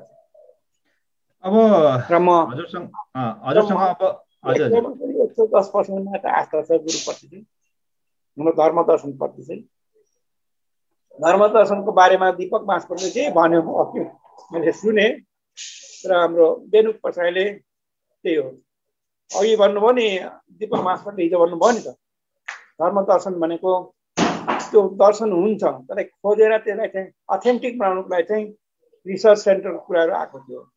पहिल्यै मैले तपाईँले भनेको पनि थिएँ त्यो कुरा, दीपक बाँसकोले हिजो भन्यो त्यो हो। अब त्यो कुरा सोच्नुपर्ने हो। अब संस्थाले अब त्यो कुरा संस्थाले सोच्यो छैन, त्यो कुरा आफ्नै ठाउँमा छ, हामीले त अब गर्न सकिएन। अब हामीसँग त्यो पावर पनि थिएन। महासचिव भनेको त एउटा बिचको एउटा सेतु जस्तो मात्रै हो। अब एउटा योजनाहरू बनाउने, यस्तो गर्दा ठिक हुन्छ कि भनेर पेस हुने, अध्यक्षलाई पेस गर्ने, त्यो लागू गर्ने कुरा दरिलो प्रक्रिया त अध्यक्षको हातमा हुन्छ। त्यस कारणले अब मैले जति अतिथिहरूले पोइन्ट आउट गरेको कुराहरू मैले मिटिङ हुँदा भनेको जस्तो मलाई लाग्छ, तपाईँलाई पनि सम्झना होला, तर त्यो कुरासम्म लागू भएको छैन। र अब हुन्छ, फेरि लागू भएन भनेर नहुने होइन, हुन्छ, समय आएपछि हुन्छ। तर अब जे भएको छ ठिकै भएको छ। र अब यो कार्यक्रमले पनि केही एउटा नयाँ बाटो तयार गर्छ जस्तो लाग्छ। त्यसको लागि तपाईँहरूलाई धन्यवाद छ, हाम्रो खेवेजीलाई, तपाईँलाई होइन। यसले केही एउटा नयाँ चिज खोज्छ जस्तो लाग्छ मलाई। र अवस्था यतिखेर यस्तै छ। म चाहिँ टोटली धर्ममा विश्वास छ, तर म कार्यक्रममा कट अफ भएको छु। अब यसो आफूले सर्ने वसुवाको कुराहरू चाहिँ होइन सकेको मैले गरिरहेको छु र यो मैले सानोतिनो व्यवसाय गरेको थिएँ त्यो पनि छाडिसकेँ अस्वास्थ्यको कारणले र अब एकपल्ट यता पहाडतिर आउनुभन्दा पहिले गुरुलाई भेटौँ भनेर मैले सोचेको थिएन यो बिमारले गर्दाखेरि मैले भेट्नु पाइनँ परिवारसँग र पनि अब म भेट्छु गुरुलाई एकपल्ट आशीर्वाद लिन्छु गुरुसँगबाट त्यो मेरो ठुलो धोका छ अब त ठिकै छ नदिनु यस्तै अब जिन्दगी जिन्दगी भनेको सबै पोजिटिभ हुँदैन नेगेटिभ पोजिटिभ भएकै जिन्दगी हो पोजिटिभ भए पनि जिन्दगी हुँदैन नेगेटिभ मात्रै भएको जिन्दगी नेगेटिभ पोजिटिभ भइरहेको नै जिन्दगी हो लाइफ भनेको त्यही हो लाइफ चलेको छ अब यसलाई नै हामीले धन्य मान्नु पर्यो जति चलेको लाइफलाई चाहिँ सन्तुष्टि सेटिस्फाई भएर बाँच्नु सकियो भने त्यही हो धर्मले सिकाउनु उदाहरण छ नि गुरुको उदाहरणहरू तपाईँले गुरुको गुण तपाईँले थाहा छ तपाईँले पनि होइन गुरुमा हुनुपर्ने गुण अत्याधिक किनभने तपाईँ गएर लौ मलाई चाहिँ यस्तो चाहियो नराम्रो चिज भने पनि हुन्छ भन्नुहुन्छ गुरु राम्रो पनि हुन्छ जे पनि नाइ भन्नुहुन्न नि गुरु कुनै जे गर्छु भन्दा पनि उहाँले नाइ भन्नुहुन्न त्यही नै हो जिन्दगी भनेको लाइफ नै त्यही हो जस्तो छ त्यसलाई चाहिँ खुसी मान्नुपर्छ सन्तुष्ट मान्नुपर्छ जिन्दगी नै त्यही हो भन्ने चाहिँ मैले बुझेको छु र गुरुबाट चाहिँ त्यो कुरा हामीले पाइएको छ त्यसलाई म धन्य मान्छु नवीनजी अरू दर्शकहरूलाई पनि मैले बुझेको अनुसार चाहिँ धर्मको परिभाषा त्योभन्दा माथि जाँदैन जस्तो लाग्छ र अब दीपकजीले भन्नुभएको हिजोको कुरा चाहिँ मलाई एकदम पहिलादेखि मेरो खट्केको कुरा चाहिँ भन्नुभयो मलाई खुसी लाग्यो त्यसलाई चाहिँ सबैले मनन गर्नुपर्छ र तपाईँले पनि घरिघरि भन्नुहुन्छ र अस्ति पनि उहाँले भन्नुहुन्थ्यो त्यसको बारेमा चर्चा भयो भने गरौँला धन्यवाद अनि म फेरि अलिकति कुरा अगाडि बढाएँ सम्भव सर हजुर इनएक्टिभ छु भन्नुहुन्छ तैपनि तपाईँले राखेका तपाईँले बनाएका विचारहरू तपाईँले बनाएका जुन रणनीतिहरू अझै पनि सक्सेस छन् एक जमानामा जतिखेर म गुरुको निजी सचिव हुँदै थिएँ त्यतिखेर तपाईँ हामी नै बसेर एउटा अंशिमाङको निजी सचिवालय भन्ने बनायौँ तपाईँकै ठुलो योगदान छ त्यसमा होइन त्यो बारेमा अलिकति भनिदिनुहुन्छ एकदम छोटो छोटो रूपमा म किनभने थुप्रै छन् तपाईँले बनाउनु भएका स्ट्राटेजीहरू जसमा मैले केही साथ दिएको छु कोहीमा अरूले साथ दिनुभएको छ त्यसको बारेमा अलिकति बताइदिनुहुन्छ समझ बोल्दाखेरि मेरो एकदम हुन्छ बिस्तारै गर्नुभयो हुन्छ हामीसँग समय छ होइन आज अब यस्तो नि कुरा अब यो अब त्यतिखेर अलिक दोष पनि थियो होइन अब सुरु पनि थियो होइन त्यतिखेर सोच निकै माथि थियो होइन यो हाम्रो संस्थालाई अलिकति स्तरीय मानव समाजमा हेर्न लायकको बुझ्न लायकको बनाइन्छ भन्ने भित्र सोच थियो त्यस कारणले त्यसलाई परिपूरक बनाउनको लागि विभिन्न क्षेत्रमा केही कामहरू गर्नुपर्ने अब देखिएको त्यस कारणले गुरु त अब आफस्याप भइहाल्नु भयो गुरुले कतिपय टेक्निकल कुराहरू चाहिँ जान्नुहुन्न भगवानले पनि जान्दैन टेक्निकल कुरा त्यस कारणले टेक्निकल कुरा जान्नुपर्छ मान्छेको समाजमा चाहिँ टेक्निकल कुराहरू जान्नुपर्छ भन्नुपर्छ त्यसको लागि टेक्निकल कुरा यो हाम्रो व्यवहारिक कुरा चाहिँ भन्नको लागि मान्छेलाई सुनाउनको लागि आवश्यक पर्छ गुरुकोमा त्यस कारणले सचिवालय स्थापना गर्नुपर्छ भन्ने सोच हामीले बनाएको थियौँ र त्यो अझै पनि कायम छ तर अब त्यसको सही अनुरूपमा काम भएको छ छैन त्यो कुरा अब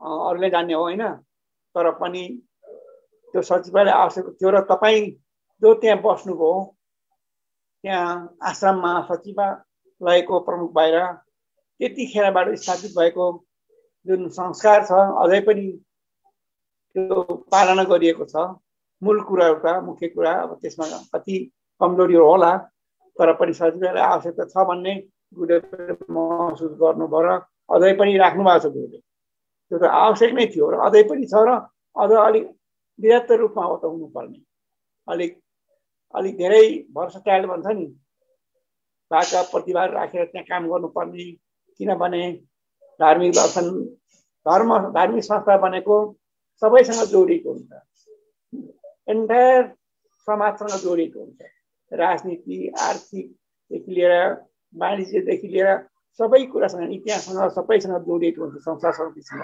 त्यसो हुँदाखेरि त्यो सचिवालयले ह्यान्डल गर्नुपर्छ त्यस काममा तपाईँले अब जो स्थापना गरेर राम्रो काम गर्नुभएको थियो र त्यो काम अझ पनि थाँती छ र पनि अब किराँत धर्मको अवस्था जुन प्रकारले भए पनि धेरै माथि उठिसकेको छ र त्यस कारणले अब त्यहाँको सचिवालय अझ दरिलो बनाउनु पर्छ भन्ने चाहिँ मलाई लाग्छ र त्यहाँ अलिक ज्ञाताहरू पनि बस्नुपर्छ भन्ने चाहिँ मलाई लाग्छ तर अब त्यसको लागि अब त्यही त संस्था अब यति त गुरु नै संस्था हुनुभएको छ र त्यस पछाडिबाट संस्था छैन अब संस्था जिरो जस्तै छ त्यस कारणले अब कुनै पनि धार्मिक अनुष्ठान हो या कुनै पनि अनुष्ठान चल्नुको लागि चाहिँ संस्था दरिलो हुनुपर्छ त्यो हुन सकेन त्यो किन भएन त्यो म आफै पनि त्यसमा अन्यल छु अब खोज्ने लान त पाइन्छ होला तर पनि त्यो अन्यलमै रहेको छ र जसरी पनि एक दिन त संस्था दरिलो हुनैपर्छ नभए चाहिँ रहनु पनि अप्ठ्यारो पर्छ अब म हजुरलाई अर्को प्रश्न अर्को कौतूहलता राख्न चाहन्छु पछिल्लो समय यहाँहरूले एउटा किराँत धार्मिक परिषदको एउटा अवधारणा ल्याउनु भएको थियो त्यो वास्तवमा के थियो त्यो हजुरले बताइदिनुहुन्छ कि किराँत धार्मिक परिषद अब यसको जराहरूको बारेमा मैले भनिसकेँ जराहरूको बारेमा त भनिसकेँ किनभने डकेन्द्र सिंह ठेकी हाम्रो अध्यक्ष आउनु भएपछि पनि उहाँ नयाँ जोरसँग आउनुभयो होला अब नयाँ म सिक्छु तपाईँ अगाडि बढ्नुहोस् तपाईँले यसो तपाईँको अनुभवको आइडियाहरू लाउनुहोस् भनेर कुराहरू गर्नुभएको हुनाले ठिकै छ चन्द्रकुमार शेर्पाजी गए पनि अब किराँत धर्म चाहिँ कमसेकम एउटा संसारले मान्ने खालको एउटा संस्थाको रूपमा धार्मिक अनुष्ठानको रूपमा स्थापित गर्नुपर्छ भन्ने मैले सोच गरेँ र मैले धेरै संसारका धार्मिक संस्थाहरूको बारेमा अध्ययन गरेँ जस्तै अब क्रिस्चियनहरूको अब मुसलमान धर्मको हिन्दूको त छँदैछ संसारको अब धार्मिक संस्थाहरू छन् तिनीहरूको बारेमा पृष्ठभूमिको बारेमा पनि अध्ययन गरेर मैले अलिकति अनुभव बटुलेको थिएँ र किराँत धर्मको पनि अब अन्तर्राष्ट्रिय भन्दाखेरि संसारको समाजलाई हामी किराँतीले मात्रै होइन सम्पूर्ण मानव जातिले यसलाई अनुभव गर्न सक्ने मानव जातिलाई हुने यो महागुरु र वर्तमान गुरुको विचारलाई चाहिँ सम्पूर्ण मानव जातिलाई सुनाउने अनि त्यसलाई अनुभव गराउने एउटा संस्था चाहिन्छ भन्ने मैले सोच गरेर यो काम गरौँ भनेर सब राखेँ त्यहाँ माङ्गेनाले पनि सपोर्ट गर्नुभयो सबैले सपोर्ट गर्नुभयो राम्रै काम पनि भयो पहिलो हामीले अलि सम्मेलन पनि गऱ्यौँ सबै भेला हुनुभयो त्यो अवधारणा गरेर र त्यसपछिबाट अब त्यसलाई एउटा सामान्य एउटा भनौँ न विधान त के भन्ने अब त्यसको एउटा विधि कसरी जानुपर्छ भन्ने विधिको रूपमा चाहिँ हामीले तयार गर्ने त्यसको योजना र त्यो पहिलो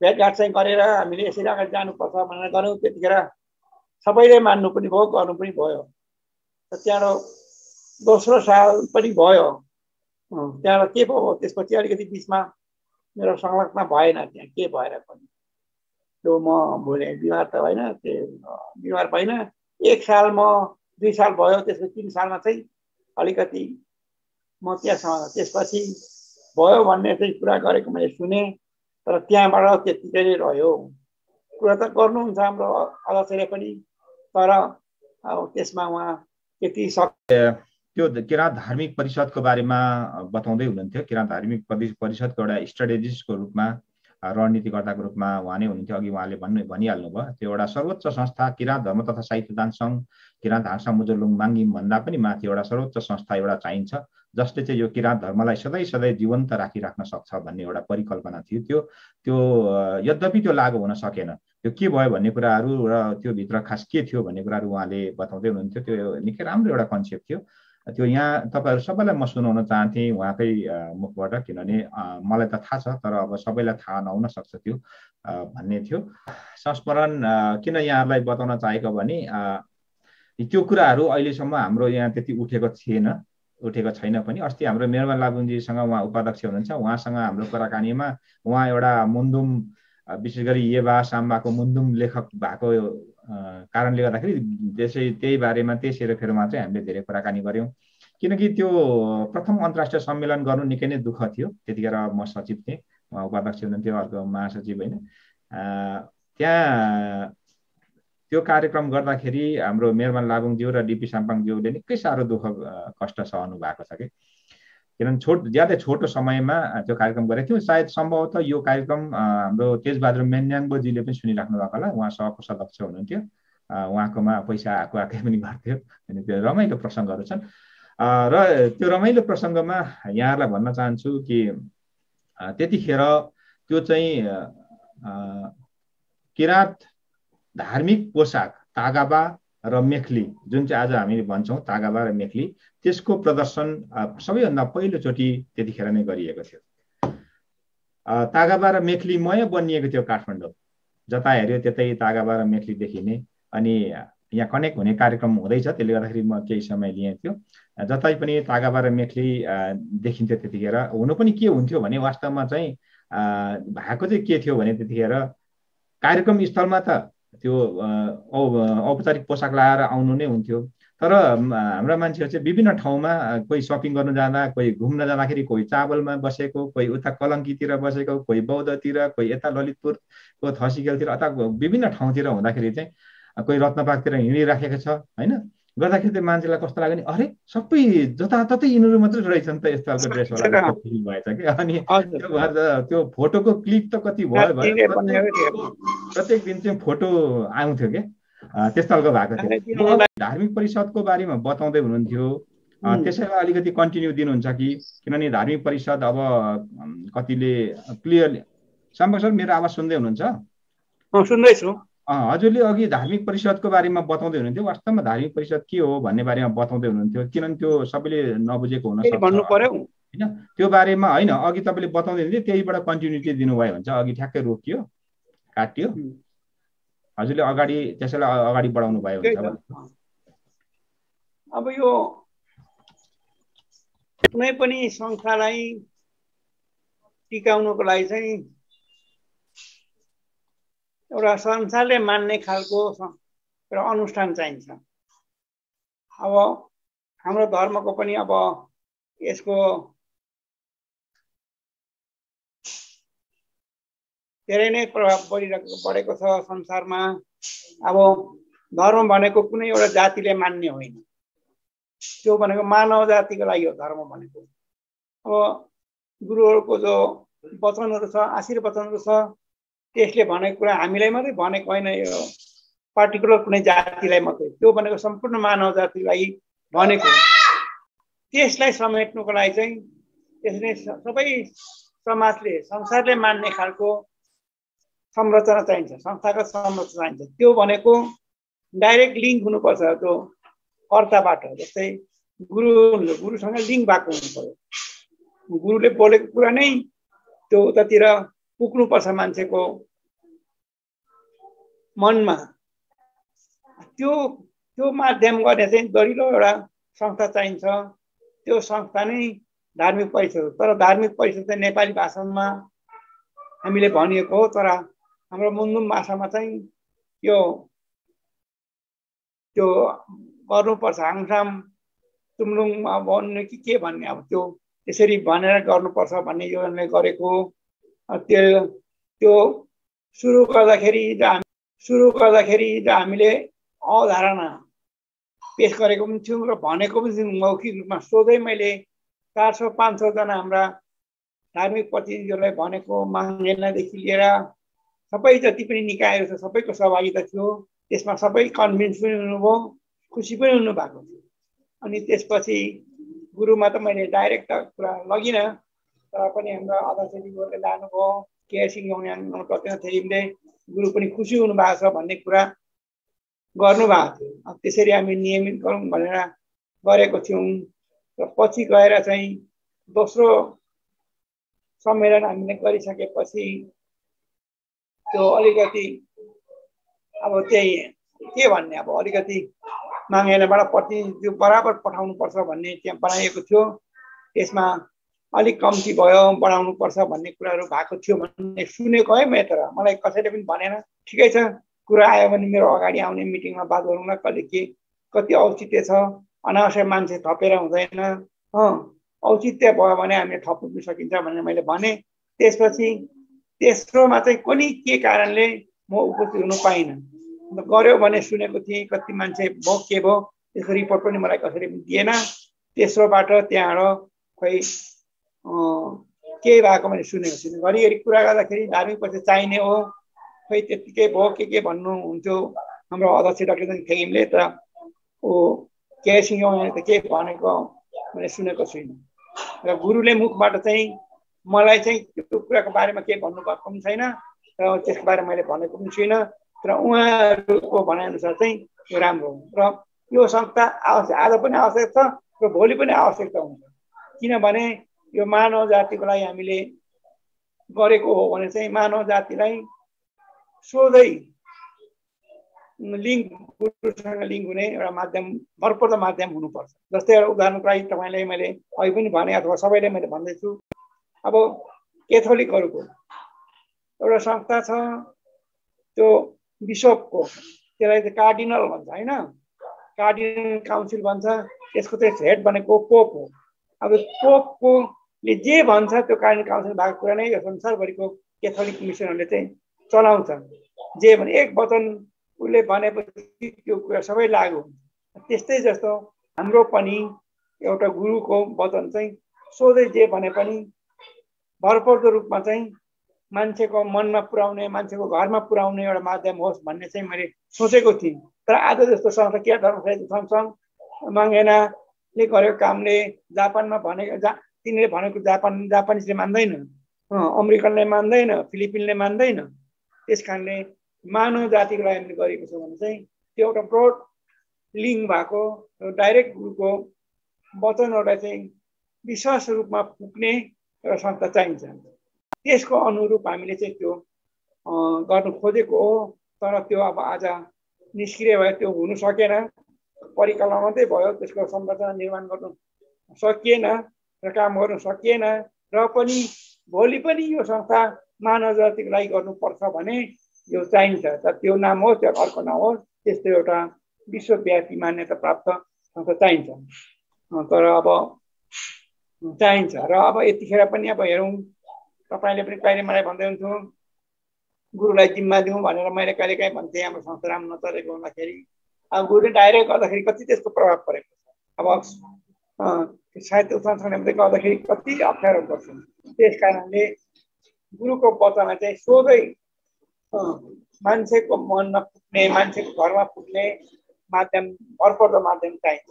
त्यो नै हो धार्मिक परिषदको परिकल्पना।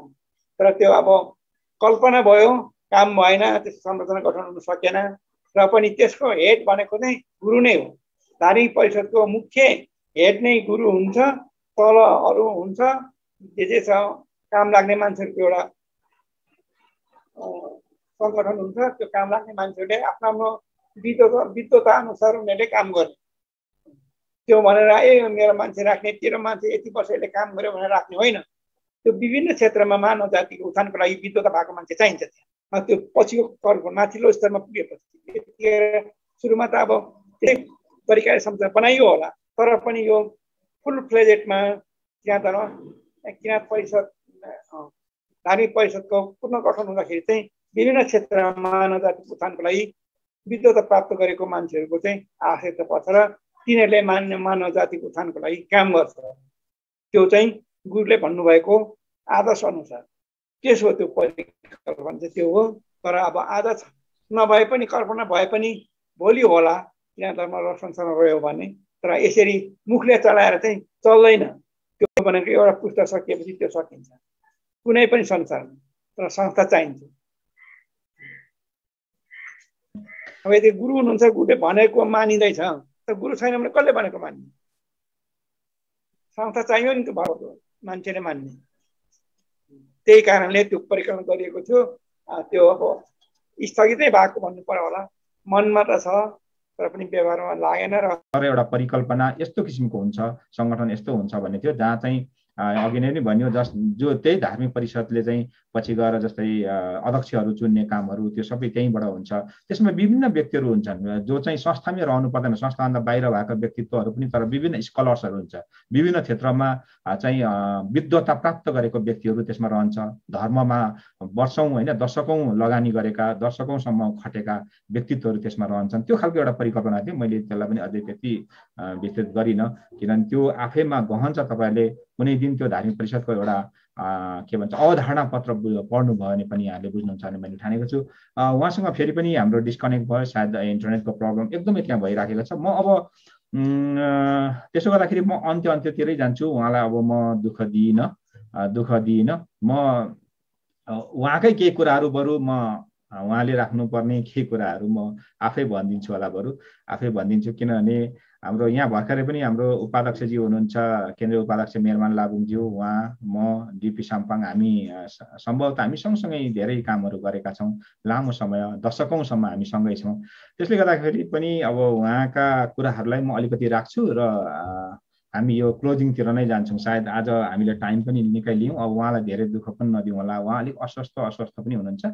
पछिल्लो समय उहाँलाई अलिक शारीरिक रूपमा हिँडडुल गर्न अलिक गाह्रो हुने त्यस्तो खालको छ। खास अरू रोग छैन। यहाँले फेरि अरू अन्यथा नठान्नु होला भन्दै मैले अघि 57 सालको सम्मेलनको कुरा गर्दै थिएँ। उहाँले नै त्यतिखेर चाहिँ के हुनुभयो भने यो नेपाली भाषामा खालि महागुरु, किराँत धर्मगुरु मात्रै भनेर हुँदैन, यसलाई मुन्दुमी नाम दिउँ न त भन्ने खालको कुराहरू नि उठ्यो। हाम्रो अघि लाबुङजीले भन्नुभयो कि भएन, मैले त अब मैले सुनिनँ किनभने म उतापट्टि थिएँ, म फोनमा बोल्दै थिएँ।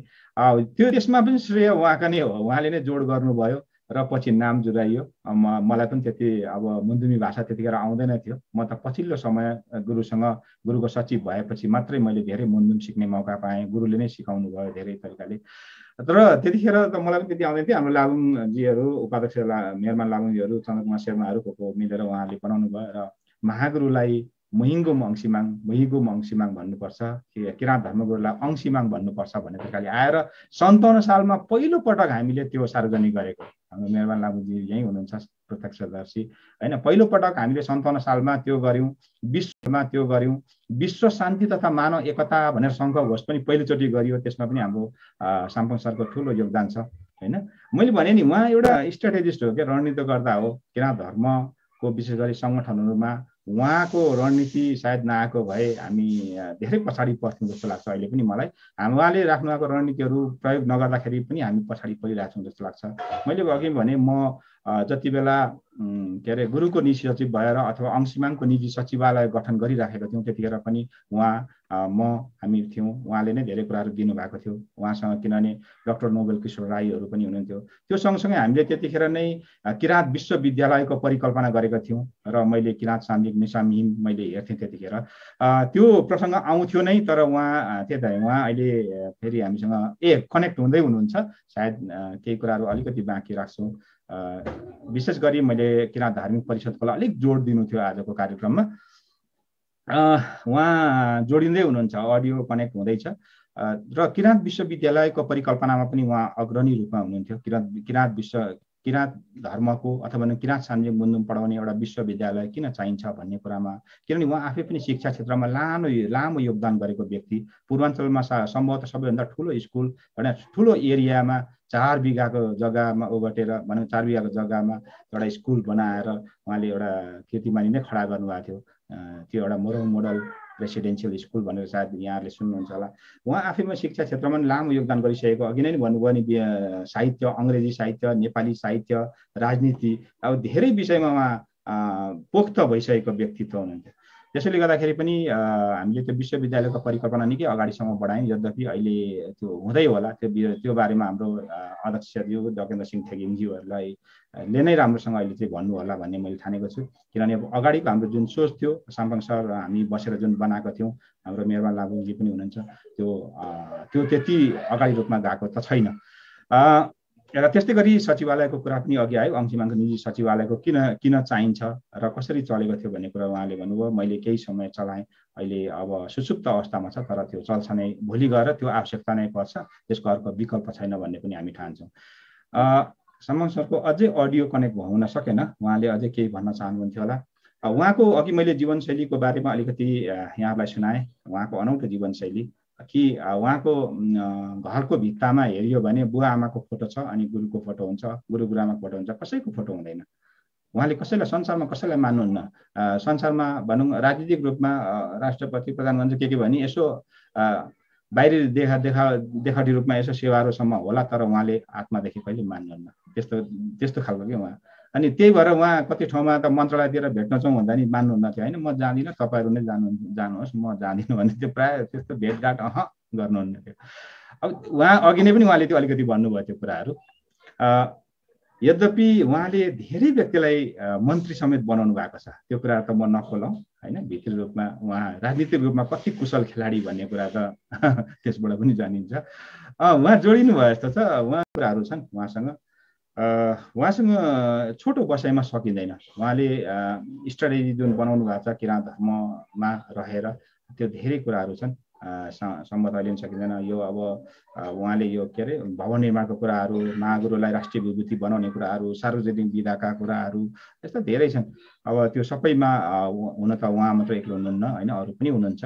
तथापि उहाँ एउटा राम्रो एउटा थिङ्क ट्याङ्कर भन्छ नि, पोलिटिकल यो उसमा राजनीतिक कर्मीहरू त्यस्तो छ। अनि पछिल्लो समय उहाँले किराँत रिसर्च सेन्टर खोलौँ नवीनजी भनेर मलाई भन्नुहुन्थ्यो बारम्बार। उहाँको स्कुलको माथिल्लो तलामा देखाएर यो ठाउँमा चाहिँ हामीले ठुलो एउटा भनौँ यो पुरै फ्ल्याटै राखेर लिएर एउटा रिसर्च सेन्टर चलाउनुपर्छ, विश्वभरिका भनौँ विभिन्न अध्येताहरूले अध्ययन गर्ने, अनुसन्धान गर्ने ठाउँ यहाँ बनाउनुपर्छ, तपाईँले छोड्नु हुँदैन है भनेर मलाई एकदम बारम्बार भन्नुहुन्थ्यो। हामी सँगसँगै हुन्थ्यौँ।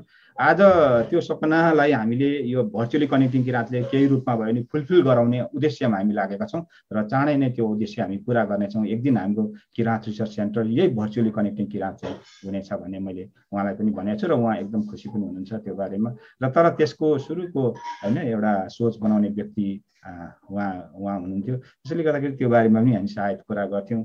तपाईँले एउटा विश्वविद्यालयको परिकल्पना, युनिभर्सिटीको परिकल्पना गर्नुभएको थियो, त्यो बारेमा अलिकति भनिदिनुहुन्छ एकदम संक्षिप्तमा? त्यो त 57 सालको हाम्रो अन्तर्राष्ट्रिय सम्मेलनमा नै हाम्रो घोषणा पत्रमै त्यो त थियो जस्तो लाग्छ र कयौँ पनि निर्णयहरू पनि गरिएको थियो, होइन। पछि पनि त्यो गरिएको खोज्नुपर्छ भनेर काम पनि थालेको, स्पोर्टहरू पनि गरेको। त्यसपछि फेरि हाम्रो अध्यक्षज्यूले कता कता समिति बनाएर सेस्याङ फ्याकहरू को बनाएर जग्गाहरू हेर्दैछ भन्ने कुरा सुनेको।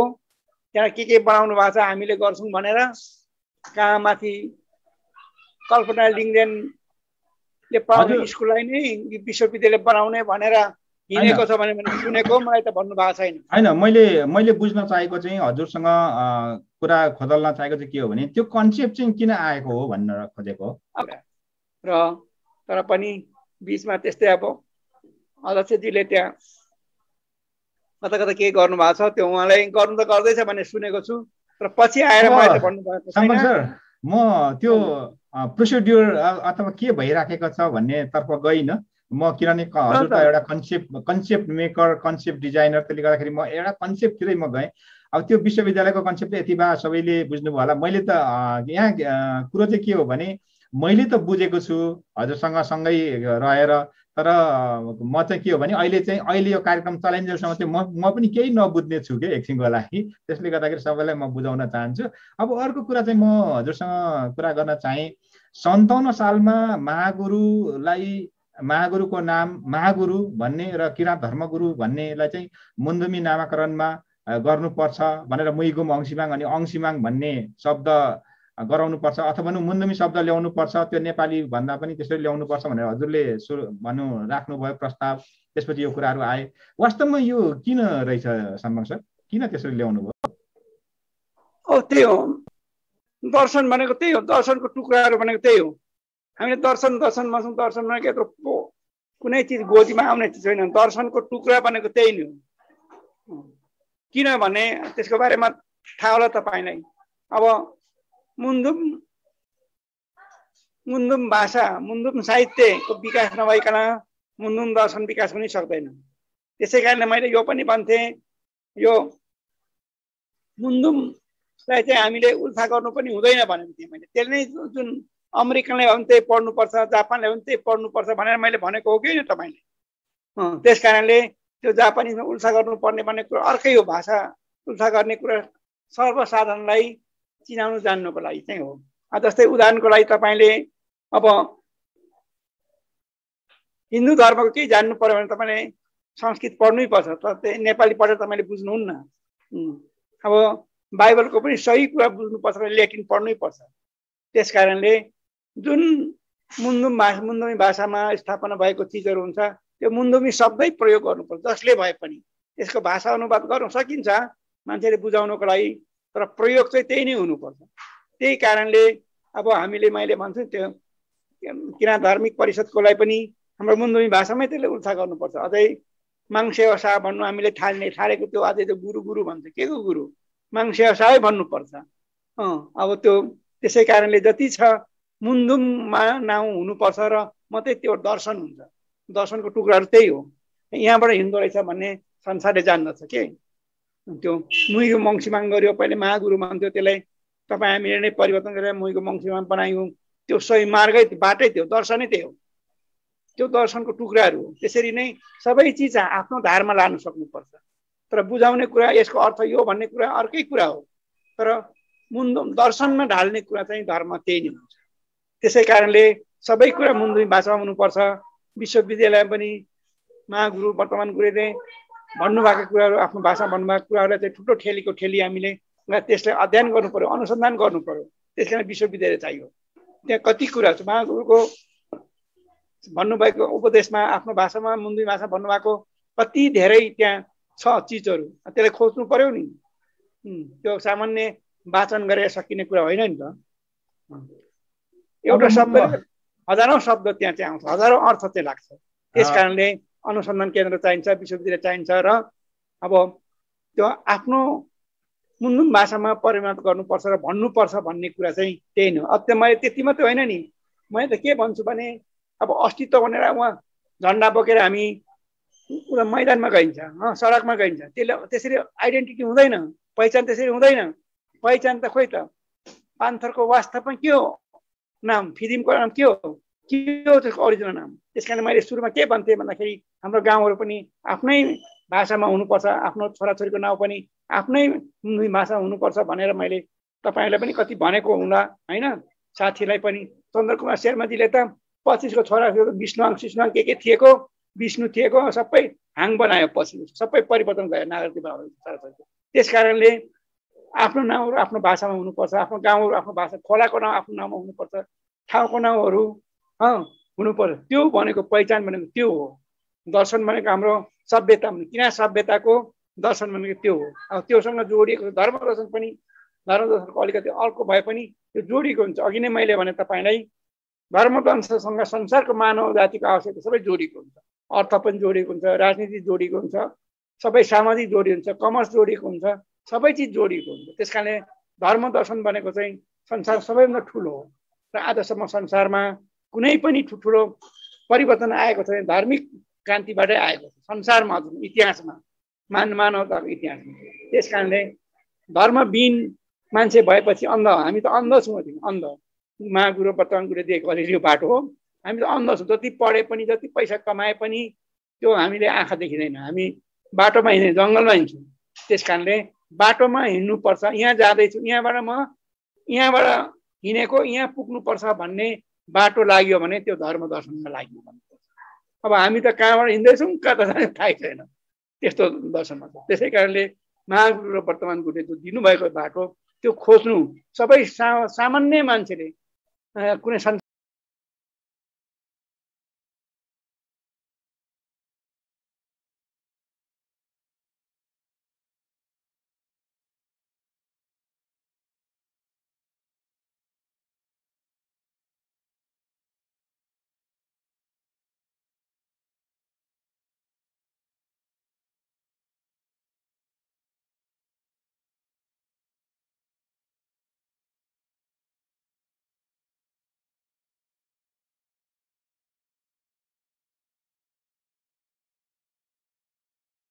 चिन्नु हो धर्म भन्ने चाहिँ मलाई त्यहाँ लाग्छ। त्यही भन्ने मान्छे गरिएको छ।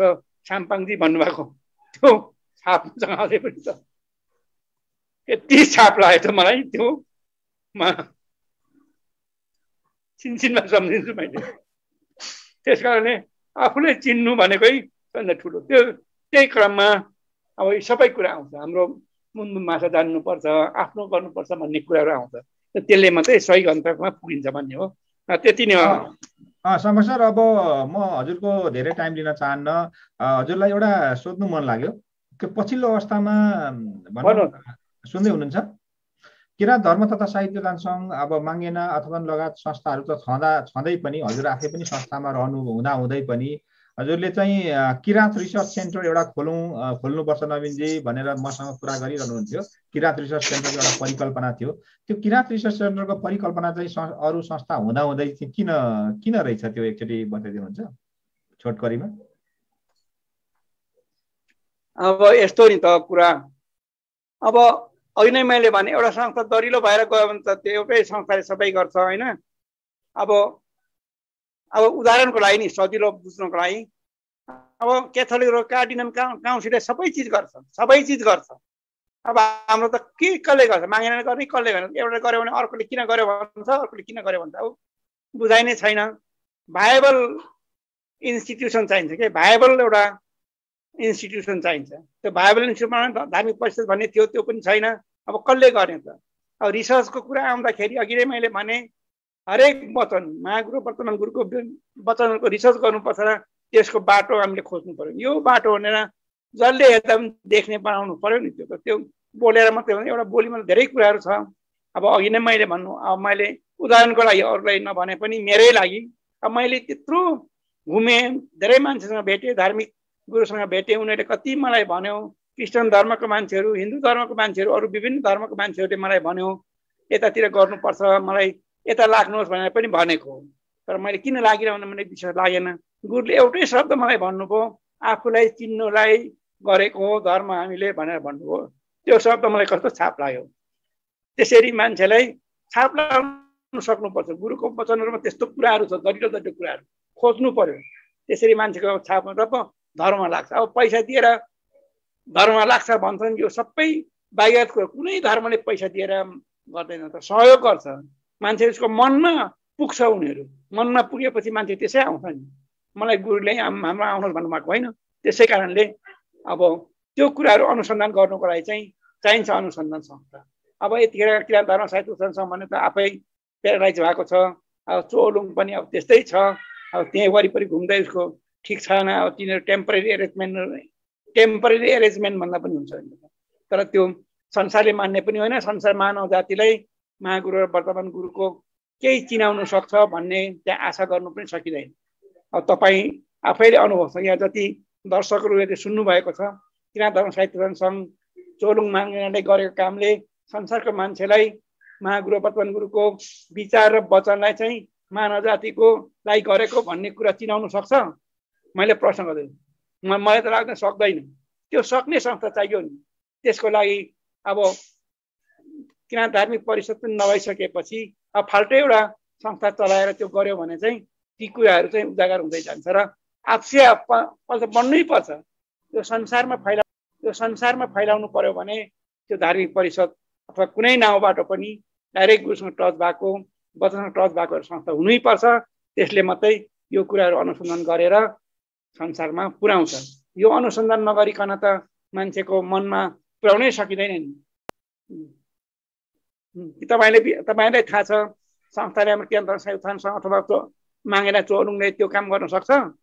मैले गरेको प्रश्न तपाईँले आफै त्यसको उत्तर दिनुहोस्। तर मलाई म सोध्नु छैन, सक्दैन। त्यस कारणले त्यो सक्ने अनुसन्धान केन्द्र चाहिन्छ र त्यो अनुसन्धान गरेर, अनुसन्धान भनेको फेरि विज्ञान हो। विज्ञानको फ्याक्ट कुराहरू निकाल्नु पर्छ। अघि हिजो दिपक बाँसकोटाले कुरा गर्नुभएको कुरा त्यही हो त। अब हामीले त्यसै भनेर हुँदैन, त्यो विज्ञानसँग अनुसन्धान गर्नुपर्छ। उहाँको वचनहरूलाई, उहाँले बोल्नुभएको शब्दहरूलाई हामीले अनुसन्धान गर्नु, रिसर्च गर्नुपर्छ वैज्ञानिक ढङ्गले। बल्ल त्यसपछि त्यसको बाटो निक्लिने हो। त्यसै कारणले रिसर्च सेन्टर त अति नै आवश्यक छ। र हिजो धन्यवाद छ हाम्रो दिपक बाँसकोटाजीलाई। उहाँले पनि धेरै आध्यात्मिक कुराहरू यहाँ मात्रै होइन बाहिर पनि आएर महेश गुरुको सिक्नु भएको छ, उहाँले धेरै अध्ययन गर्नुभएको छ, त्यो उहाँले ठिक कुरा भन्नुभएको छ, मैले पनि त्यसले समर्थन गर्छु। मैले पहिले पनि त्यो कुरा भनेको र यतिखेर भनिरहेको छु, त्यो चाहिन्छ र परिषद पनि चाहिन्छ, तर अर्कै नामले हुन्छ कुनै पनि, तर पनि चाहिन्छ। तर यो दुईटा संस्थाले यो सामान्य कुराहरू गर्ने, यताउति जयन्ती मनाउने, यताउति जयन्ती मनाउने होइन, जन्मोत्सव मनाउने काम गरेको ठिकै छ, तर पनि यस्तो ठुलो काम विश्वविद्यालय अनुसन्धान केन्द्र यस्तो बनाउने काम चाहिँ गर्नु सक्छ जस्तो मलाई चाहिँ लाग्दैन। किनभने अझसम्म उहाँसँग सम्बद्ध छु, म अझै पनि छु, तर म निष्क्रिय छु, काम गर्न सकेर बिमारी भएर, र पनि मलाई so far my knowledge is concern उहाँहरूबाट चाहिँ त्यो काम हुन सक्दैन। र तर यसलाई चाहिँ विश्वव्यापी बनाउनु पर्छ, सबै मानव जातिको लागि बेनिफिसियल बनाउनु पर्छ भने यी कुराहरू चाहिन्छ। काउन्सिल पनि चाहिन्छ, research centre, either research centre or university चाहिन्छ। यो चाहिँ एकदमै 100% म यसलाई चाहिँ सपोर्ट गर्छु र चाहिन्छ भन्ने मान्छु। धन्यवाद छ सम्भव सर। हजुरको अब मैले धेरै टाइम लिन, हजुर अन्त्यमा अब जाँदा जाँदै हजुरले केही भन्नु छ? हुन त धेरै कुरा भनिसक्नु भयो, अझै केही भन्नु छ कि? म त के भन्ने, म त यो हाम्रो अन्तिम हो। गुरु खोज्ने काममा म धेरै हिँडेको मान्छे, अनि पहिले चाहिँ बाबुआमाले भेटेँ होइन, भगवान खोज्ने काममा मैले हिँडेको। पहिले चाहिँ लिभिङ गोडको रूपमा बाबुआमालाई मैले भेटेँ, गुरु खोज्ने कुरामा चाहिँ मैले गुरुलाई भेटेँ होइन। त्यस कारणले म पूर्ण हाम्रो धर्मप्रति, हाम्रो महागुरु वर्तमान गुरुको सिद्धान्तप्रति र उहाँको दर्शनप्रति भनौँ न, अब दर्शन नै भनौँ, अब सबैले चल्ती चलनमा छ उहाँको मार्गदर्शन, उनीको हिँडाउने बाटो, मान्छे जातिलाई त्यसमा म पुरो विश्वास भएको मान्छे हो। र अब आशा छ मैले जाने बुझे अनुसार चाहिँ यो एकदम ठिक बाटो छ, समय सापेक्ष पनि छ। यसबारेमा मैले लेखहरू पनि धेरैपल्ट लेखेको छु, भनेको पनि छु, समय सापेक्ष, किनभने जे चिज पनि समय सापेक्ष हुनुपर्छ। र अब हाम्रो यतिखेर जो गुरुहरूको त विचार छ, जुन कुरा मान्छेले डोर्याउनु यतापट्टि पर्छ भनेर सोच्नु भएको छ, त्यो बाटो एकदमै समय सुहाउँदो छ र आजको समाज चाहिँ सुहाउने समाज छ, तर त्यो डोर्याउने तरिका चाहिँ हाम्रो कमजोर छ।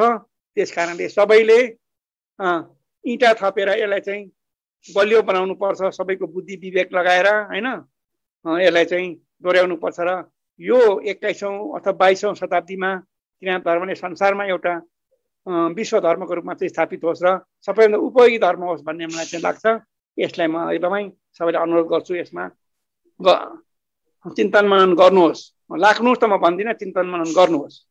र कतिपय विवादित कुराहरू मैले सुनिरहेको छु, तर ठिक छ, विवाद गर्नु ठिकै छ, तर सही कुरामा विवाद गर्नु राम्रो हो, तर औचित्यहीन कुरामा विवाद गर्नु चाहिँ यो नराम्रो हो। नराम्रो नकारात्मक कुरा गर्नु चाहिँ यस्तो मार्गमा हिँड्ने मान्छेले राम्रो लाग्दैन। र दीपक मास्कोटाजीले पनि इन्डाइरेक्ट रूपमा यो कुरा भन्नुभएको छ र उहाँले भनेको कुरा म 100% समर्थन गर्छु। र अस्ति बेनु प्रसादजीले भन्नुभयो धर्म पहिचानको कुरा आयो के, धर्म भनेर गुरु मान्नु अर्कै कुरा हो, पहिचानमा अर्कै कुरो हो। त्यस कारणले हिन्दू धर्म लेख्नेले पनि किराँत धर्म मान्नु सक्छ, त्यो अर्कै कुरो हो। तर अब त्यसमा पनि कुराहरू छ र पनि अब यतिखेर त मान्छेले के भनेको छ भने यो धर्मको अलिक विशालता हुँदै गइसकेपछि ओमकार परिवार भनेर पनि भन्छन्, र त्यो चाहिँ त्यो ठिक कुरा जस्तो मलाई लाग्दैन। हामी ओमकार परिवार होइनौँ। त्यस कारणले यसमा चाहिँ कन्फ्युज हुनु हुँदैन र हामी त यही परै छौँ भनेर कतिले त ओमकार परिवार हिन्दू लेख्ने कुराहरू छ, जस्तै ओमकार परिवार भनेर किन कसैले लेख्छ, लेख्दैन नि, हिन्दू नै लेख्छ। त्यस कारणले आफ्नो धर्मको महलमा चाहिँ किराँत लेख्नुपर्छ। त्यो भनेको हाम्रो सभ्यता भनेको यो वैदिक कालमा हिन्दू जो सभ्यता भन्दा पनि यो पुरानो सभ्यता हो नि, कहाँको हिन्दूसँग हामी हिन्दू हिजो अस्ति हिन्दू भने हिजो अस्ति, वैदिक भनेको धेरै पहिला, हिन्दू त त्यो अझै पछि हिजो 2-3 हजार वर्ष पहिलाको कुरा हो, वैदिक चाहिँ 5000 वर्ष पहिला, त्योभन्दा पनि पुरानो सभ्यता हो। त्यस कारणले किराँत सभ्यताको बारेमा चाहिँ अलिकति अनुसन्धान अरू देशमा भइरहेको छ, चाइनामा भएको छ, इन्डियामा पनि यसको बारेमा भएको छ, तर यसलाई बाहिर निकालिएको छैन। तर पनि अब हामी चाहिँ यो किराँत धर्म किराँत सभ्यताको बारेमा चाहिँ चासो राख्नुपर्छ र यसमा नै हाम्रो सबै चिज छ भन्ने लाग्छ र जीवन यसैमा छ र यसलाई चाहिँ संसारभरिका मान्छेलाई यो किराँत सभ्यताको बारेमा दर्शनको बारेमा परिचय गराउनु आवश्यकता छ र महागुरु वर्तमान गुरुको जो प्रवचनहरू छ अथवा उपदेशहरू छ त्यसमा सबै परिपूर्ण छ जस्तो मलाई चाहिँ लाग्छ र मैले त पुरा अध्ययन गरेको छुइनँ र पनि उहाँको सानोतिनो शब्दहरूमा नै ती सबै कुरा आएकोमा चाहिँ पाएको छु र त्यहीमा मैले रिसर्च गरेर गुरुलाई चाहिँ मैले मानेको हुँ र मैले मान्छु र मेरो सन्तानले पनि मान्छ र यसैमा यो संसारको उद्धार हुन्छ भनेर पनि मलाई चाहिँ लाग्छ र मेरो भन्नुपर्ने यति नै हो। धन्यवाद छ सुनिदिनु भएकोमा। म बोल्नु पनि अलिक हुँदैन, म धेरै कुरा छ अप्ठ्यारो मेरो, तर पनि अब नवीनजीले भन्नुभयो र मैले अब बोलेँ जस्तो तस्तो भए पनि अब गल्ती धेरै भयो होला, माफ दिनु होला। सबैलाई सेवा र छ। धन्यवाद। धन्यवाद छ सम्पक सर। म अब अन्त्यमा पुगेँ। यहाँ हाम्रो फेसबुक पेजबाट हाम्रो लाइभ भइराखेको छ, अझै पनि लाइभमै छौँ हामी। त्यहाँ मैले हेरिरहँदाखेरि शुभकामनाका सन्देशहरू अनि सेवारूका सन्देशहरू मात्रै छन्। विशेष गरी त्यहाँ उत्तर दिनुपर्ने त्यस्तो देखिन। र अब यो भिडियो कन्फरेन्सिङभित्र जो जोडिनु भएको छ विभिन्न व्यक्तित्वहरू, उहाँहरूलाई केही कौतूहलता भए हाम्रो डिपी साम्पाङ सर, उहाँ महासचिवज्यू यहाँ अहिले पनि हुनुहुन्छ, तपाईँहरूको केही कौतूहलता भए कृपया राख्न सक्नुहुन्छ। कोही हुनुहुन्छ हात उठाउनु होला, राख्न सक्नुहुन्छ। चतुर सिंह राईजी। प्रमुख सञ्चालक, यो 2050 के अरे 57 सालतिर यो जुन अघि नै धार्मिक परिषदको कुरा आयो सर, यो हामीलाई त्यतिखेर सहभागी हुने मौका मिलेको थियो। यो छलफलको विषयमा यो अत्यन्तै राम्रो लागेको थियो। त्यो चाहिँ त्यो अहिले पनि कार्यान्वयन हामीले गर्न सकेनौँ, त्यसकारणले अत्यन्तै मृग तृष्णा जस्तै भएर बसेको छ हजुर। अब यो संस्थाको लागि जस्तो विश्व शान्ति तथा मानव एकताको कुरा चलिरहँदाखेरि जति पनि हाम्रो किराँत धर्म गुरु आमाज्यूहरू मार्फत जन्मेको संस्थाहरूलाई एकबद्धता गराउने यो जुन धार्मिक परिषदको कल्पना हजुरबाट भएको थियो, यो एउटा कार्यान्वयनको लागि मृग तृष्णा जस्तै भएर बसिरहेको थियो। आज यहाँ हजुरलाई देख्न पाउँदा खुसी लाग्यो। यहाँले जुन प्रस्तुत गर्नुभयो अझ खुसी लाग्यो। र अब जस्तो आर्थिक मितव्ययिताको कुरा, जस्तो उहाँ हाम्रो सञ्चालकज्यू, तपाईँ, मेयरमान साहबहरू हुनुहुन्थ्यो, जस्तो जिल्लामा के अरे गाउँमा उठेको रकम 100 रुपियाँ उठ्यो भने जिल्लामा यति प्रतिशत छुटाउने, राष्ट्रमा यति प्रतिशत छुटाउने, अनि केन्द्रमा यति प्रतिशत छुटाउने, र केन्द्रले त्यो जिल्लाको रकम उठेको यति प्रतिशत जिल्लामा, राष्ट्रमा, गाउँमा अनि उपत्यकामा हुँदै तबका वडासम्म छुटाउने जुन नीतिहरू त्यतिखेर धार्मिक परिषदमा आर्थिक नीतिहरू आएको थियो, यो अत्यन्तै चाहिँ सराहनीय थियो। उहाँको चतुर्जीको पनि इन्टरनेट अलिअलि प्रब्लम हुन्छ। जे होस्, उहाँले राख्नु भएको उहाँको प्रश्न रहेनछ। उहाँले चाहिँ त्यो जुन कन्सेप्ट आएको थियो धार्मिक परिषदको बारेमा एकदम राम्रो थियो। त्यो मृग तृष्णा जस्तै, मृग तृष्णा हुन्छ नि, त्यहाँ पनि हो त्यस्तो रूपमै रहिरह्यो, हामी पर्खाइमा छौँ भन्ने खालको रहेछ। त्यो चाहिँ धार्मिक परिषदले राखेको होइन, त्यो किराँत धर्म साहित्य संस्थानले गरेको थियो। उहाँले कुरा अलिकति त्यहाँ दुविधा भयो। किराँत धर्म साहित्य उत्थान सङ्घको संस्थाले त्यो काम गरेको हो, परिषदले होइन। त्यो क्लियर उहाँले गर्नु पर्यो। तर त्यो इम्प्लिमेन्ट गर्ने कुरामा चाहिँ अब म त एउटा योजना बनाउने हो, अध्यक्ष इम्प्लिमेन्ट गर्ने हो, के भएको छ मलाई थाहा छैन। अब हामीले योजना बनाएको हो त्यो किराँत धर्म साहित्य उत्थान सङ्घले, तर त्यसलाई कार्यान्वयन गर्ने भनेको चाहिँ अफिसले हो, अध्यक्षले हो। त्यो के भयो मलाई थाहा छैन, कसै जानकारी पनि गराएको छैन। तर त्यो किराँत धर्म परिषदको चाहिँ होइन त्यो प्रोग्राम, त्यो क्लियर हुनुपर्छ।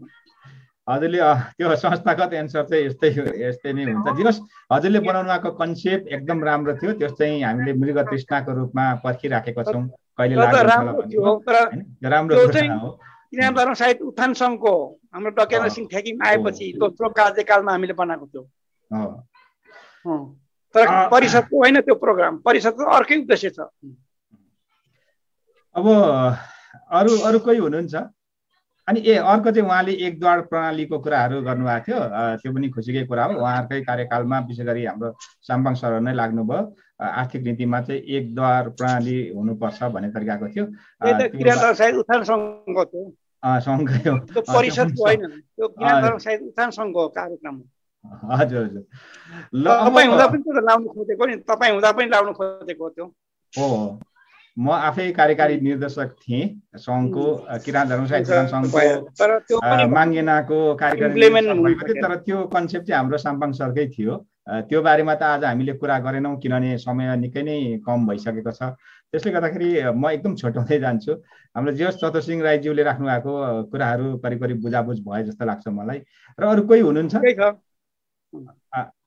ग्यालेक्सी A71 छ, अब हजुर को होला? छोटो राखिदिनु होला ल। मैले सबैलाई सर, मैले चाहिँ फेसबुक लाइभबाट हेरिरहेको थिएँ। नाम के पर्यो पहिला भन्नुहोस् त तपाईँको? दिपेन्द्र शेर्मा, काठमाडौँ अनामनगरदेखि। ए जितेन्द्र शेर्मा काठमाडौँबाट। ओके भन्नुहोस्। प्राय फेसबुक लाइभदेखि हेरिरहेको हुन्थे। अनि अब पहिलाको पुरानो हाम्रो धेरै अब योगदान गर्नुभएको गुरुजीहरूसँग धेरै अब बिताउनु भएको अग्रज व्यक्तिहरूको कुरा सुनेर भावुक भएर एक दुईवटा कुरा राख्नु कि भनेर मैले जुममा अहिले जोइन भएँ। मेरो प्रश्न चाहिँ अब भन्दा त्यो सबै कुरा त आइसक्यो। अब त्यो हिन्दू धर्ममा पनि अब त्यो होम हाम्रोमा पनि अहिले चल्दै आएको त अब छ नि, त्यो सेवा सभाहरू आउँछ, सेवा गर्छ, जान्छ यताउता। खासै त्यो सत्सङ्ग, अब उनीहरूले सत्सङ्ग भन्छ नि, हाम्रोमा अब त्यस्तो खासै अहिलेसम्म त्यस्तो प्र्याक्टिस भएको छैन। अनि मैले बुझ्नु खोजेको चाहिँ अब अरू जस्तै बुद्धिस्टमा त अब धेरै योगको योहरू हुन्छ क्लासहरू, त्यो जस्तै हाम्रो मुन्धुमीमा चाहिँ त्यस्तो अहिलेसम्म प्र्याक्टिस भएको छैन। अब त्यही सेवा सभाहरू आउँछ, सेवा गरिदिन्छ, जान्छ, त्यतिमा त अब ट्रान्सफर्मेसन भन्छ नि, रूपान्तरण, त्यो हुनको लागि त व्यक्ति आफै अभ्यास गर्नु पर्यो। त्यसको लागि हाम्रो मुन्धुममा के छ, त्यसको प्र्याक्टिस हाम्रो धर्म संस्थाहरूले के गरिरहेछ, अहिले गुरु हुँदै हामीले सिक्नुपर्ने के कसो, त्यो चाहिँ मैले धेरै बुझ्नु मन लागेर मैले त्यो जिज्ञासा राखेँ सर।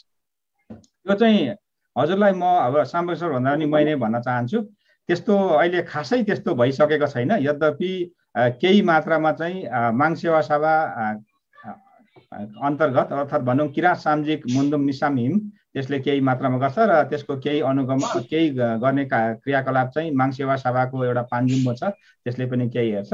तर मेन चाहिँ सामाजिक मुन्धुम निसाम हिमबाट जे जति भएको छ त्यति मात्रै हो। तपाईँले जति चाहनु भएको छ त्यतिसम्म पुग्ने सायद अहिलेसम्म त्यो काम चाहिँ गरिराखेको छ जस्तो ठानेको छैन र त्यो म यहाँलाई आश्वस्त गराउन पनि चाहन्न। बुझ्नुभयो नि है? अनि मैले बुझ्नुभयो त्यसको लागि केही हाम्रो भित्र त्यस्तो केही यो भएको छ कि भविष्यको भावी योजनाहरू? त्यो चाहिँ त्यसको लागि चाहिँ म कुनै दिन विशेष गरी सामाजिक मुन्धुम निसाम हिमको प्रमुखलाई यहाँ ल्याउने नै छु, नभए पनि माङ सेवा सभाको प्रमुखलाई यहाँ ल्याउने नै छु। त्यतिखेर तपाईँको यो प्रश्न ठ्याक्कै सान्दर्भिक हुन्छ।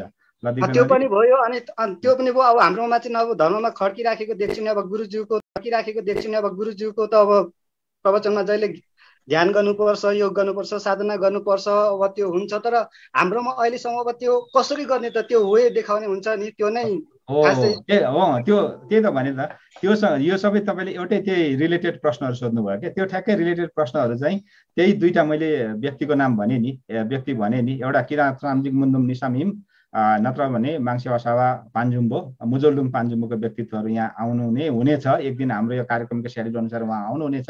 त्यतिखेर यो प्रश्न तपाईँले नबिर्सिनुहोस् है, राख्नुहोस्, ठ्याक्कै राख्नुहोस्। मैले भन्दा पनि तपाईँले राख्नु भने मजा होला। मैले फलो गरिरहेको हुन्छु, प्रायः फेसबुक लाइभमा हेरिरहेको हुन्छु।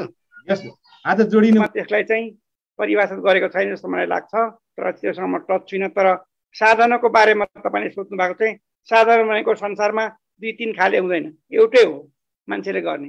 त्यसबाट हामीले फाइदा हुन्छ।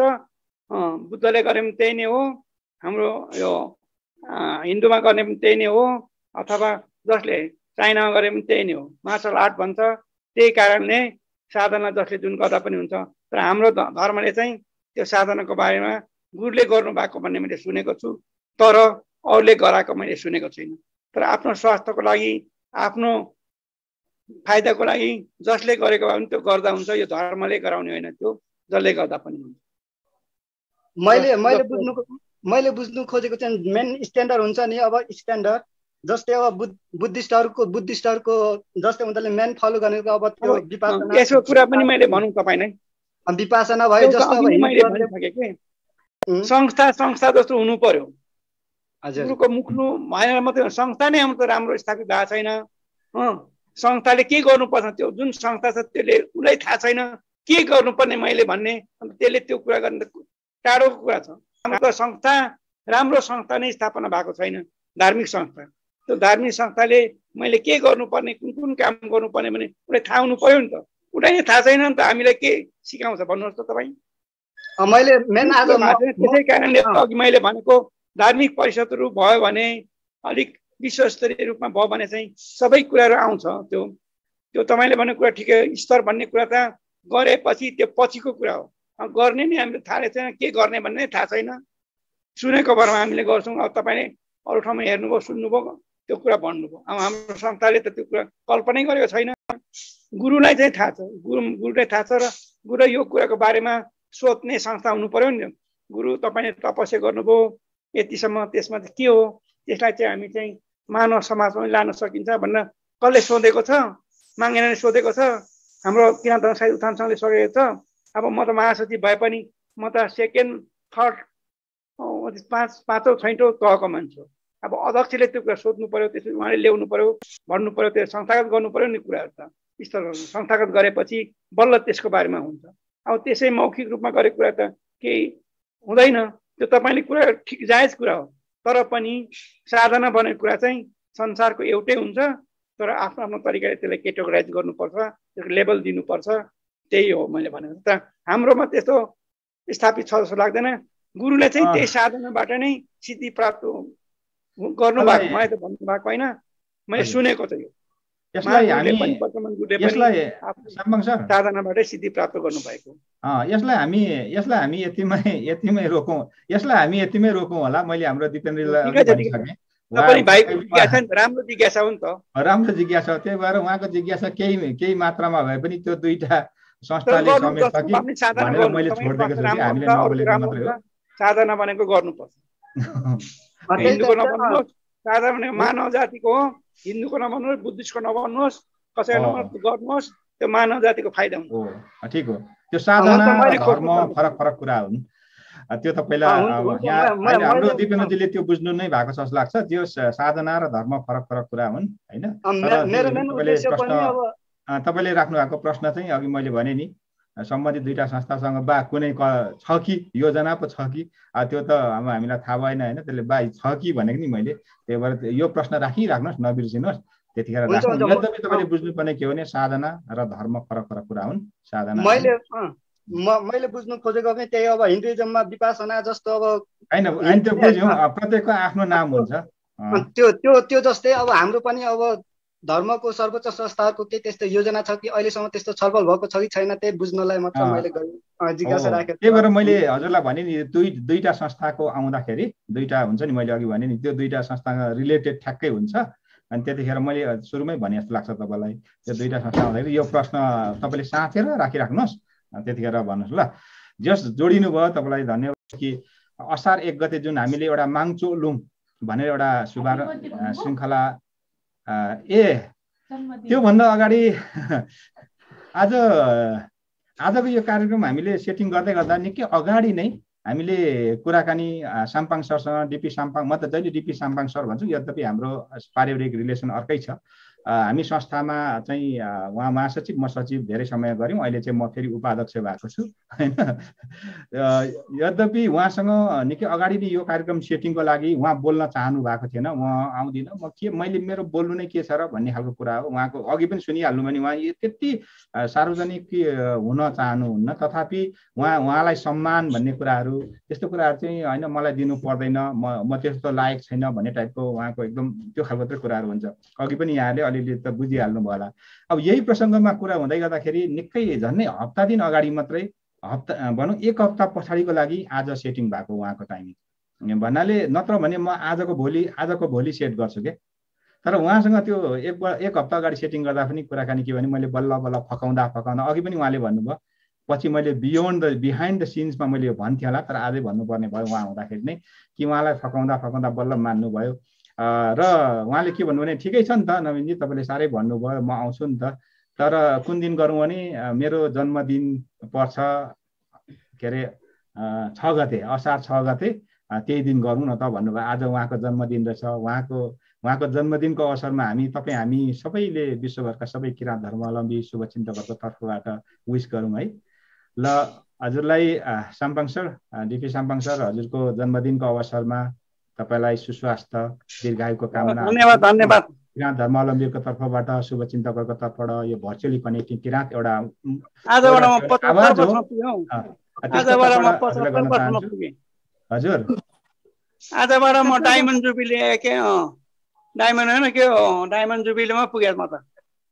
हजुर अब मैले ठ्याक्कै के साल पनि भनिदिउँ सर, 2001 साल 3 साल ठ्याक्कै 3 साल 2003 सालको 75 मा लाग्यो। हजुर हजुर मैले हजुरको भन्दै थिएँ, हजुरलाई सुस्वास्थ्य दीर्घायुको कामना गर्न चाहन्छु। हजुरले सोचेका हरेक सोचहरू मागले पुरा गर्न सकोस्। तपाईँले राख्नुभएका सोचहरू किराँत धर्मले ढिलो चाँडो पुरा गरोस्। विशेष गरी त्यो किराँत धार्मिक परिषदका कुराहरू, किराँत रिसर्च सेन्टरका कुराहरू लगायत धेरै कुराहरू छन्। जस्तै हामी कार्यक्रम गर्दा ताली बजाउँछौँ, ताली बजाउनु हुँदैन, सेवारो पो गर्नुपर्छ त धार्मिक कार्यक्रममा भन्नुहुन्थ्यो। त्यो कार्यक्रम त्यति लागु त भएन, तथापि एक दिन पक्कै लागु हुन्छ मलाई लाग्छ। हामी यसरी ताली बजाउने गर्छौँ त्यो त। अनि अर्को कुरो अधिवेशनलाई हामीले सम्मेलनमा ल्यायौँ। पहिला अधिवेशन भन्थ्यौँ, सबैले अलि धेरै राजनीति बुझेर होला सायद त्यो, अनि पछि सम्मेलनमा आयौँ। अहिले त सम्मेलन बिस्तारै त्यो हुँदैछ। अनि हरेक नामहरू किराँतीकरण अथवा भनौँ मुन्दुमसँग रिलेटेड हुनुपर्छ भनेर भन्नुहुन्थ्यो। त्यही भएर अहिले धेरै नै मुन्दुमसँग रिलेटेड हुँदैछ। अहिले सामाजिक मुन्दुम निसामी भनिन्छ। अहिले हिजोसम्म खालि वेद भन्थ्यो, अहिले मुन्दुम भन्छन्, सामाजिक मुन्दुम भन्न थाले होइन। हिजोसम्म खालि जो पनि गुरु भन्थ्यो, अहिले सेवा सामा भन्न थाले। अब यस्तो कुराहरू बिस्तारै यो विकसित हुँदैछ। हजुरले राख्नुभएको यो भनौँ कन्सेप्ट सदैव जीवन्त रहन्छ मैले ठानेको छु। यो अर्थमा हजुरलाई आज जन्मदिनको अवसरमा यो कुरा सुनाउन पायौँ। तपाईँको कुरा आज विश्वभरका किराँत धर्मावलम्बी तथा शुभचिन्तकहरूलाई सुनाउन पायौँ। हामी पनि आभारी भएको छौँ। तपाईँले धन्यवाद नदिए पनि म आफैलाई धन्यवाद दिन चाहन्छु।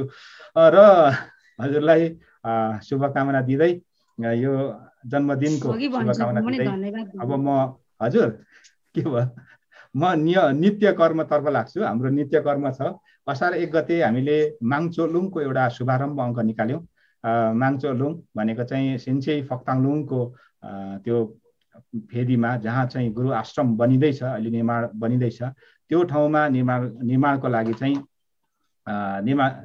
निर्माणको लागि त्यहाँको संस्था सिन्चेई फक्ताङलुङ सेवा ताक्तेन कमराङ पान्जुम्बो भन्ने संस्थाले गरिराखेको छ। त्यसको लागि चाहिँ सहजकर्ता उहाँसँग बकैदा कसैलाई लाग्न सक्छ यिनीहरू त्यतिकै गरेको हो यिनीहरूले भनेर केटाकेटी खेले जस्तो पनि ठान्नेहरू पनि छन्। मैले सुनेको छु।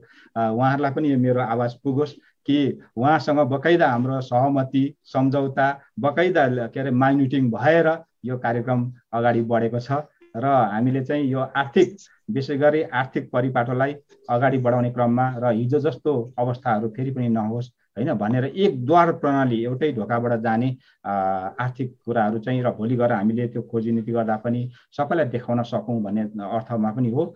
र त्यो अर्थमा हामीले हङकङको ब्याङ्क जुन चाहिँ युकेमा खाता खोलेको छौँ, भर्चुअली कनेक्टिङ किराँतको खाता, त्यो खाता नम्बर, अनि नेपालमा चाहिँ संस्था दर्ता नभइन्जेलसम्म चाहिँ त्यो संस्थाको नाममा खाता सञ्चालन नहुने हुँदा र अर्को कुरा भर्चुअली कनेक्टिङ किराँतलाई हामी संस्थाको रूपमा कहिले पनि दर्ता गर्ने सोचमा छैनौँ। त्यो एकदम क्लियरली सुनिराखेको हुन्छ। कोही त्यो एकदम डराउनु भएको छ, यो संस्था भएर भोलि अर्को खतरा हुन्छ कि भनेर भन्नुभएको छ। म आज यो लाइभबाट भन्न चाहन्छु यो संस्था हुने छैन। तर एक दिन के चाहिँ हुन्छ भने अघि हाम्रो साम्पाङ सरले भन्नुभयो जस्तै किराँत रिसर्च सेन्टरको रूपमा यो डेभलप भन्छ। यो चाहिँ यसको अपग्रेड चाहिँ त्यो तरिकाले हामी गर्छौँ। यो पनि अहिले मैले एकदमै खुलस्त साथ यहाँहरूलाई भने यो हामीले हुन त भन्दै आइरहेछौँ। त्यही सिलसिलामा हामीले किराँत डिजिटल लाइब्रेरी त हामीले सार्वजनिकै गरिसकेका छौँ। गत माघदेखि डिजिटल लाइब्रेरीको रूपमा हामीले आइसकेका छौँ। कुनै एक दिन हामी किराँत रिसर्च सेन्टरको रूपमा हामी उदाउनेछौँ। त्यहाँ साम्पाङ सरको उहाँको सपना हामी साकार पार्नेछौँ। म सदैव उहाँलाई भन्थेँ, म सधैँ उहाँसँग सँगै हिँड्ने व्यक्ति हो। त्यसले गर्दाखेरि त्यो धेरै कन्सेप्टहरूमध्ये त्यो एउटा कन्सेप्ट हामी त्यो दिन उजागर गर्नेछौँ र उहाँले अघि राख्नुभएका रिसर्चका कुराहरूलाई, अध्ययन अन्वेषणका कुराहरूलाई हामी लगातार रूपमा लानेछौँ। हुन त अहिले पनि हामीले सुरु गरिसकेका छौँ। त्यही क्रममा हामीले किराँत धर्मगुरुज्यूको धर्मोपदेशलाई 13औं भागसम्म 12औं भागसम्म हामीले प्रकाशित गरिसकेका छौँ। किनभने अघि उहाँले भन्नुभयो नि वर्तमान गुरु महागुरुका धर्मोपदेशहरू, उहाँका के अरे माङबाणीहरू, देवबाणीहरू चाहिँ आफैमा दर्शन हुन्। त्यो अर्थमा त्यो सबै चाहिँ प्रकाशन गर्नुपर्छ, सबै भोलिको लागि पनि हामीले दस्तावेजीकरण गर्नुपर्छ भन्ने अर्थमा नेपालीमा मात्रै होइन, हामीले त्यसलाई किराँती र अङ्ग्रेजीमा त्यसलाई ट्रान्सलेट गरेका छौँ र त्यसलाई अडियो बुक समेत बनाएका छौँ, सुन्ने किताब समेत बनाएका छौँ। किनभने जमाना अहिले सुन्ने किताबको पनि आयो होइन। त्यसले गर्दा यो सुन्ने किताबको रूपमा चाहिँ ब्रिटिस इङ्ग्लिसमा मात्रै नभएर अझै अमेरिकन इङ्ग्लिसमा पनि एउटा त्यसलाई अडियो भर्सन दिने भन्ने सवालमा हामीले त्यो पनि तयार पारेका छौँ, भिडियो बनाएका छौँ। त्यसरी हामीले त्यो हाम्रो कार्यक्रमलाई अगाडि बढाइराखेका छौँ। हाम्रो यो निरन्तर यो कार्यक्रम, यो बसी बिहालो कार्यक्रम त यो लकडाउनले गर्दा अचानक उब्जिएको एउटा कार्यक्रम मात्रै हो। यो हाम्रो खास त्यो हाम्रो कार्यक्रमको सेड्युल अनुसारको यो कार्यक्रम होइन। तथापि यो कार्यक्रम चाहिँ आवश्यक रहेछ भन्ने कुरो अहिले देखिएको छ होइन। यो अर्थमा यहाँहरूलाई केही कुराहरू जानकारी गराएँ। म खासमा हाम्रो नित्य कर्मतर्फ गइराखेको थिएँ। नित्य कर्मका केही कुराहरूले गर्दाखेरि, केही व्यक्तिहरूले उठाएका प्रसङ्गले गर्दाखेरि मैले भने, किनभने यो यसरी पैसा उठाउँदै रहेछ भर्चुअली कनेक्टिभ किराँतले, तिनीहरू के आधिकारिक हो तिनीहरू त्यो भन्ने, अथवा केन्द्रीय संस्थाबाट तिनीहरूलाई के मान्यता छ भन्ने के यस्तै के कुरा उठ्दो रहेछ। उहाँहरू कोही डकुमेन्टै मात्र खोज्नेहरू पनि होलान्। उहाँहरूले डकुमेन्ट खोजिरहनुहुन्छ। हामी चाहिँ माङचोलुङमा त्यो आश्रम बनाउनुतिर लागेका छौँ। हामी त्यो आश्रम चाँडै नै असोजको मध्यसम्ममा बनाइसक्छौँ र कार्तिकको पहिलो हप्ता गुरुलाई माङसवार गराएर त्यो हप्ता दिनसम्म गुरुग्राममा बस्नुहुन्छ र सारा विश्वभरिका मानव जगतको लागि सेवा गर्नुहुन्छ। त्यो एउटा ठाउँ बनाउनलाई हामी गर्व गरौँ। र त्यही अर्थमा हामीले असार 1 गतेदेखि सुरु गर्ने क्रममा चाहिँ केही रकमहरू उठाएको हिजोदेखिका बाँकी आज भन्न चाहन्छु। म त्यसको लागि स्क्रिन सेयर गर्छु है त, एकछिन धैर्य गर्नुहोस् है। ल, यो पक्कै पनि देखियो होला। यहाँ माथि यहाँले देख्नुभयो माङचोलुङ सिन्चै फक्ताङलुङमा गुरु आश्रम निर्माण सहयोगीहरूको नामावली। निर्माण गर्ने संस्था सिन्चै फक्ताङलुङ सेवा ताक्तेन कमराङ पान्जुम्बो, सहजकर्ता भर्चुअली कनेक्टिङ किराँत।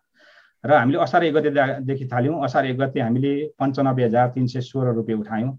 असार 2 गते 4,54,698 रुपियाँ उठायौँ। असार 3 गते 1,26,906 रुपियाँ उठायौँ। असार 4 गते 1,02,97 रुपियाँ उठायौँ। असार 5 गते 4,04,053 रुपियाँ र असार 6 गते 18,200। अब यही क्रममा चाहिँ हिजो अलिकति छुटेको म भन्न चाहन्छु। हिजो एकजना यो 50 नम्बरको पुनित मानन्दर बुद्धनगर जनएकता मार्ग काठमाडौँबाट उहाँको नाम हिजो छुटेको थियो। उहाँको 5,005 र त्यसपछिको बाँकी चाहिँ यहाँदेखि तल हो। आङबुवाङ अनिल लाजेसा हङकङबाट 5,500, नेयोङ सुमिरा आङबुहाङ हङकङबाट 5,500, अमिरा आङबुहाङ हङकङबाट 5,500, पेली आङबुहाङ हङकङबाट 5,500। त्यसै गरी तेजबहादुर मेन्याङबो र उहाँको श्रीमती मीना थेबे बेलायतबाट 10,000 र सीता थेबे बेलायतबाट 8,200 गरी आजको मितिमा चाहिँ 18,200 उठेको छ। त्यसो गर्दाखेरि जम्मा जम्मी रकम 11,99,470 रुपियाँ हाम्रो उठ्ने भएको छ। र हाम्रो यो टार्गेट भनेको, हाम्रो लक्ष्य भनेको चाहिँ 70 लाख हो। यहाँले सुन्नुभएको छ। 70 लाखको लक्ष्यमा हामी यो 6 दिनमा चाहिँ 6 दिनमा हामीले जति उठायौँ 11,99,470 उठायौँ भने अब हामी लक्ष्यको नजिक जाँदैछौँ। अर्थात् भनौँ अब 58 लाख उठ्दाखेरि हामी लक्ष्यमा पुग्नेछौँ। अब जुन तरिकाले अघिले बढिराखेको छ त्यो तरिकाले बढ्ने हो भने अब धेरै दिन नलाग्ने रहेछ। मैले यो प्रत्येक दिन हाम्रो एकदम लाइभ हुन्छ। हामी एकदम खुल्ला किताब, जहिले भन्छौँ नि हामी खुल्ला रूपमा यो देखाउँदै जान्छौँ। खुल्ला किताब हो, यो देखाउँदै जान्छौँ। कसैलाई चित्त नबुझ्न सक्छ फाल्टै कुरा हो। र हामीले यसलाई चाहिँ लाइभ देखाउनेको साथै यसको चाहिँ हामीले यो कार्यक्रमको चाहिँ टाइममा फलोअप भन्छ नि, के हुँदैछ, त्यहाँ कति निर्माण भयो, कस्तो हुँदैछ भन्ने कुरा पनि हामीले यहाँलाई देखाउँदै जान्छौँ र सम्बन्धित व्यक्तिहरूलाई पनि ल्याउँछौँ र उहाँहरूसँग कुरा पनि गर्छौँ। र अन्त्यमा हामी त्यसको समापन कार्यक्रममा मैले जहिले भन्ने गर्छु, सकभर हामी लाइभ गर्नेछौँ त्यहाँबाट, नभए पनि हामी त्यो पूर्ण भिडियो यहाँसम्म गर्नेछौँ र त्यो समयसम्मको सम्पूर्ण भिडियोहरू हामीले टुक्रा भिडियोलाई जोडेर पनि हामीले त्यो देखाउनेछौँ।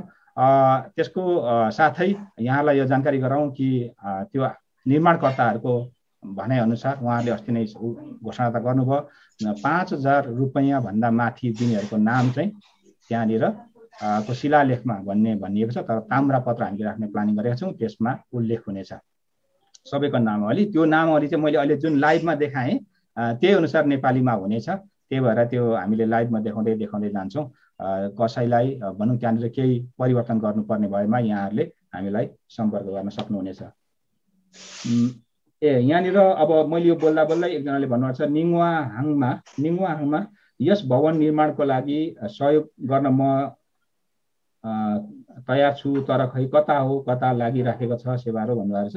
निङवाहाङमा जी तपाईँले हाम्रो असार 1 गतेको अङ्क हेर्न सक्नुहुनेछ।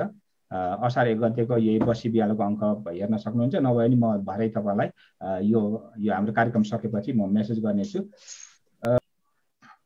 यति भन्दै यो हाम्रो फेसबुक पेजबाट, कनेक्ट किराँतको फेसबुक पेजबाट हामीलाई लाइभ प्रत्यक्ष प्रसारण हेरिरहनुभएका किराँत धर्मावलम्बी तथा शुभचिन्तकहरू, अनि यस भर्चुअली भिडियो कन्फरेन्सिङमा जोडिनुभएका विभिन्न देशका व्यक्तित्वहरू, साथै आजको हाम्रो निमन्त्रणालाई स्वीकार गरेर आउनुहुने, अत्यन्त व्यस्त समयको बावजुद पनि आउनुहुने, होइन, शारीरिक अस्वस्थताका कारण भनौँ भए पनि उहाँ चाहिँ यति लामो समयसम्म बसिदिनु भयो।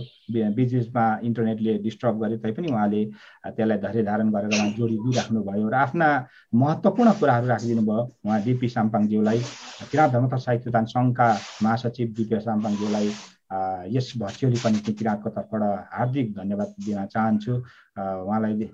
उहाँको यस कार्यप्रति म आभार पनि व्यक्त गर्न चाहन्छु।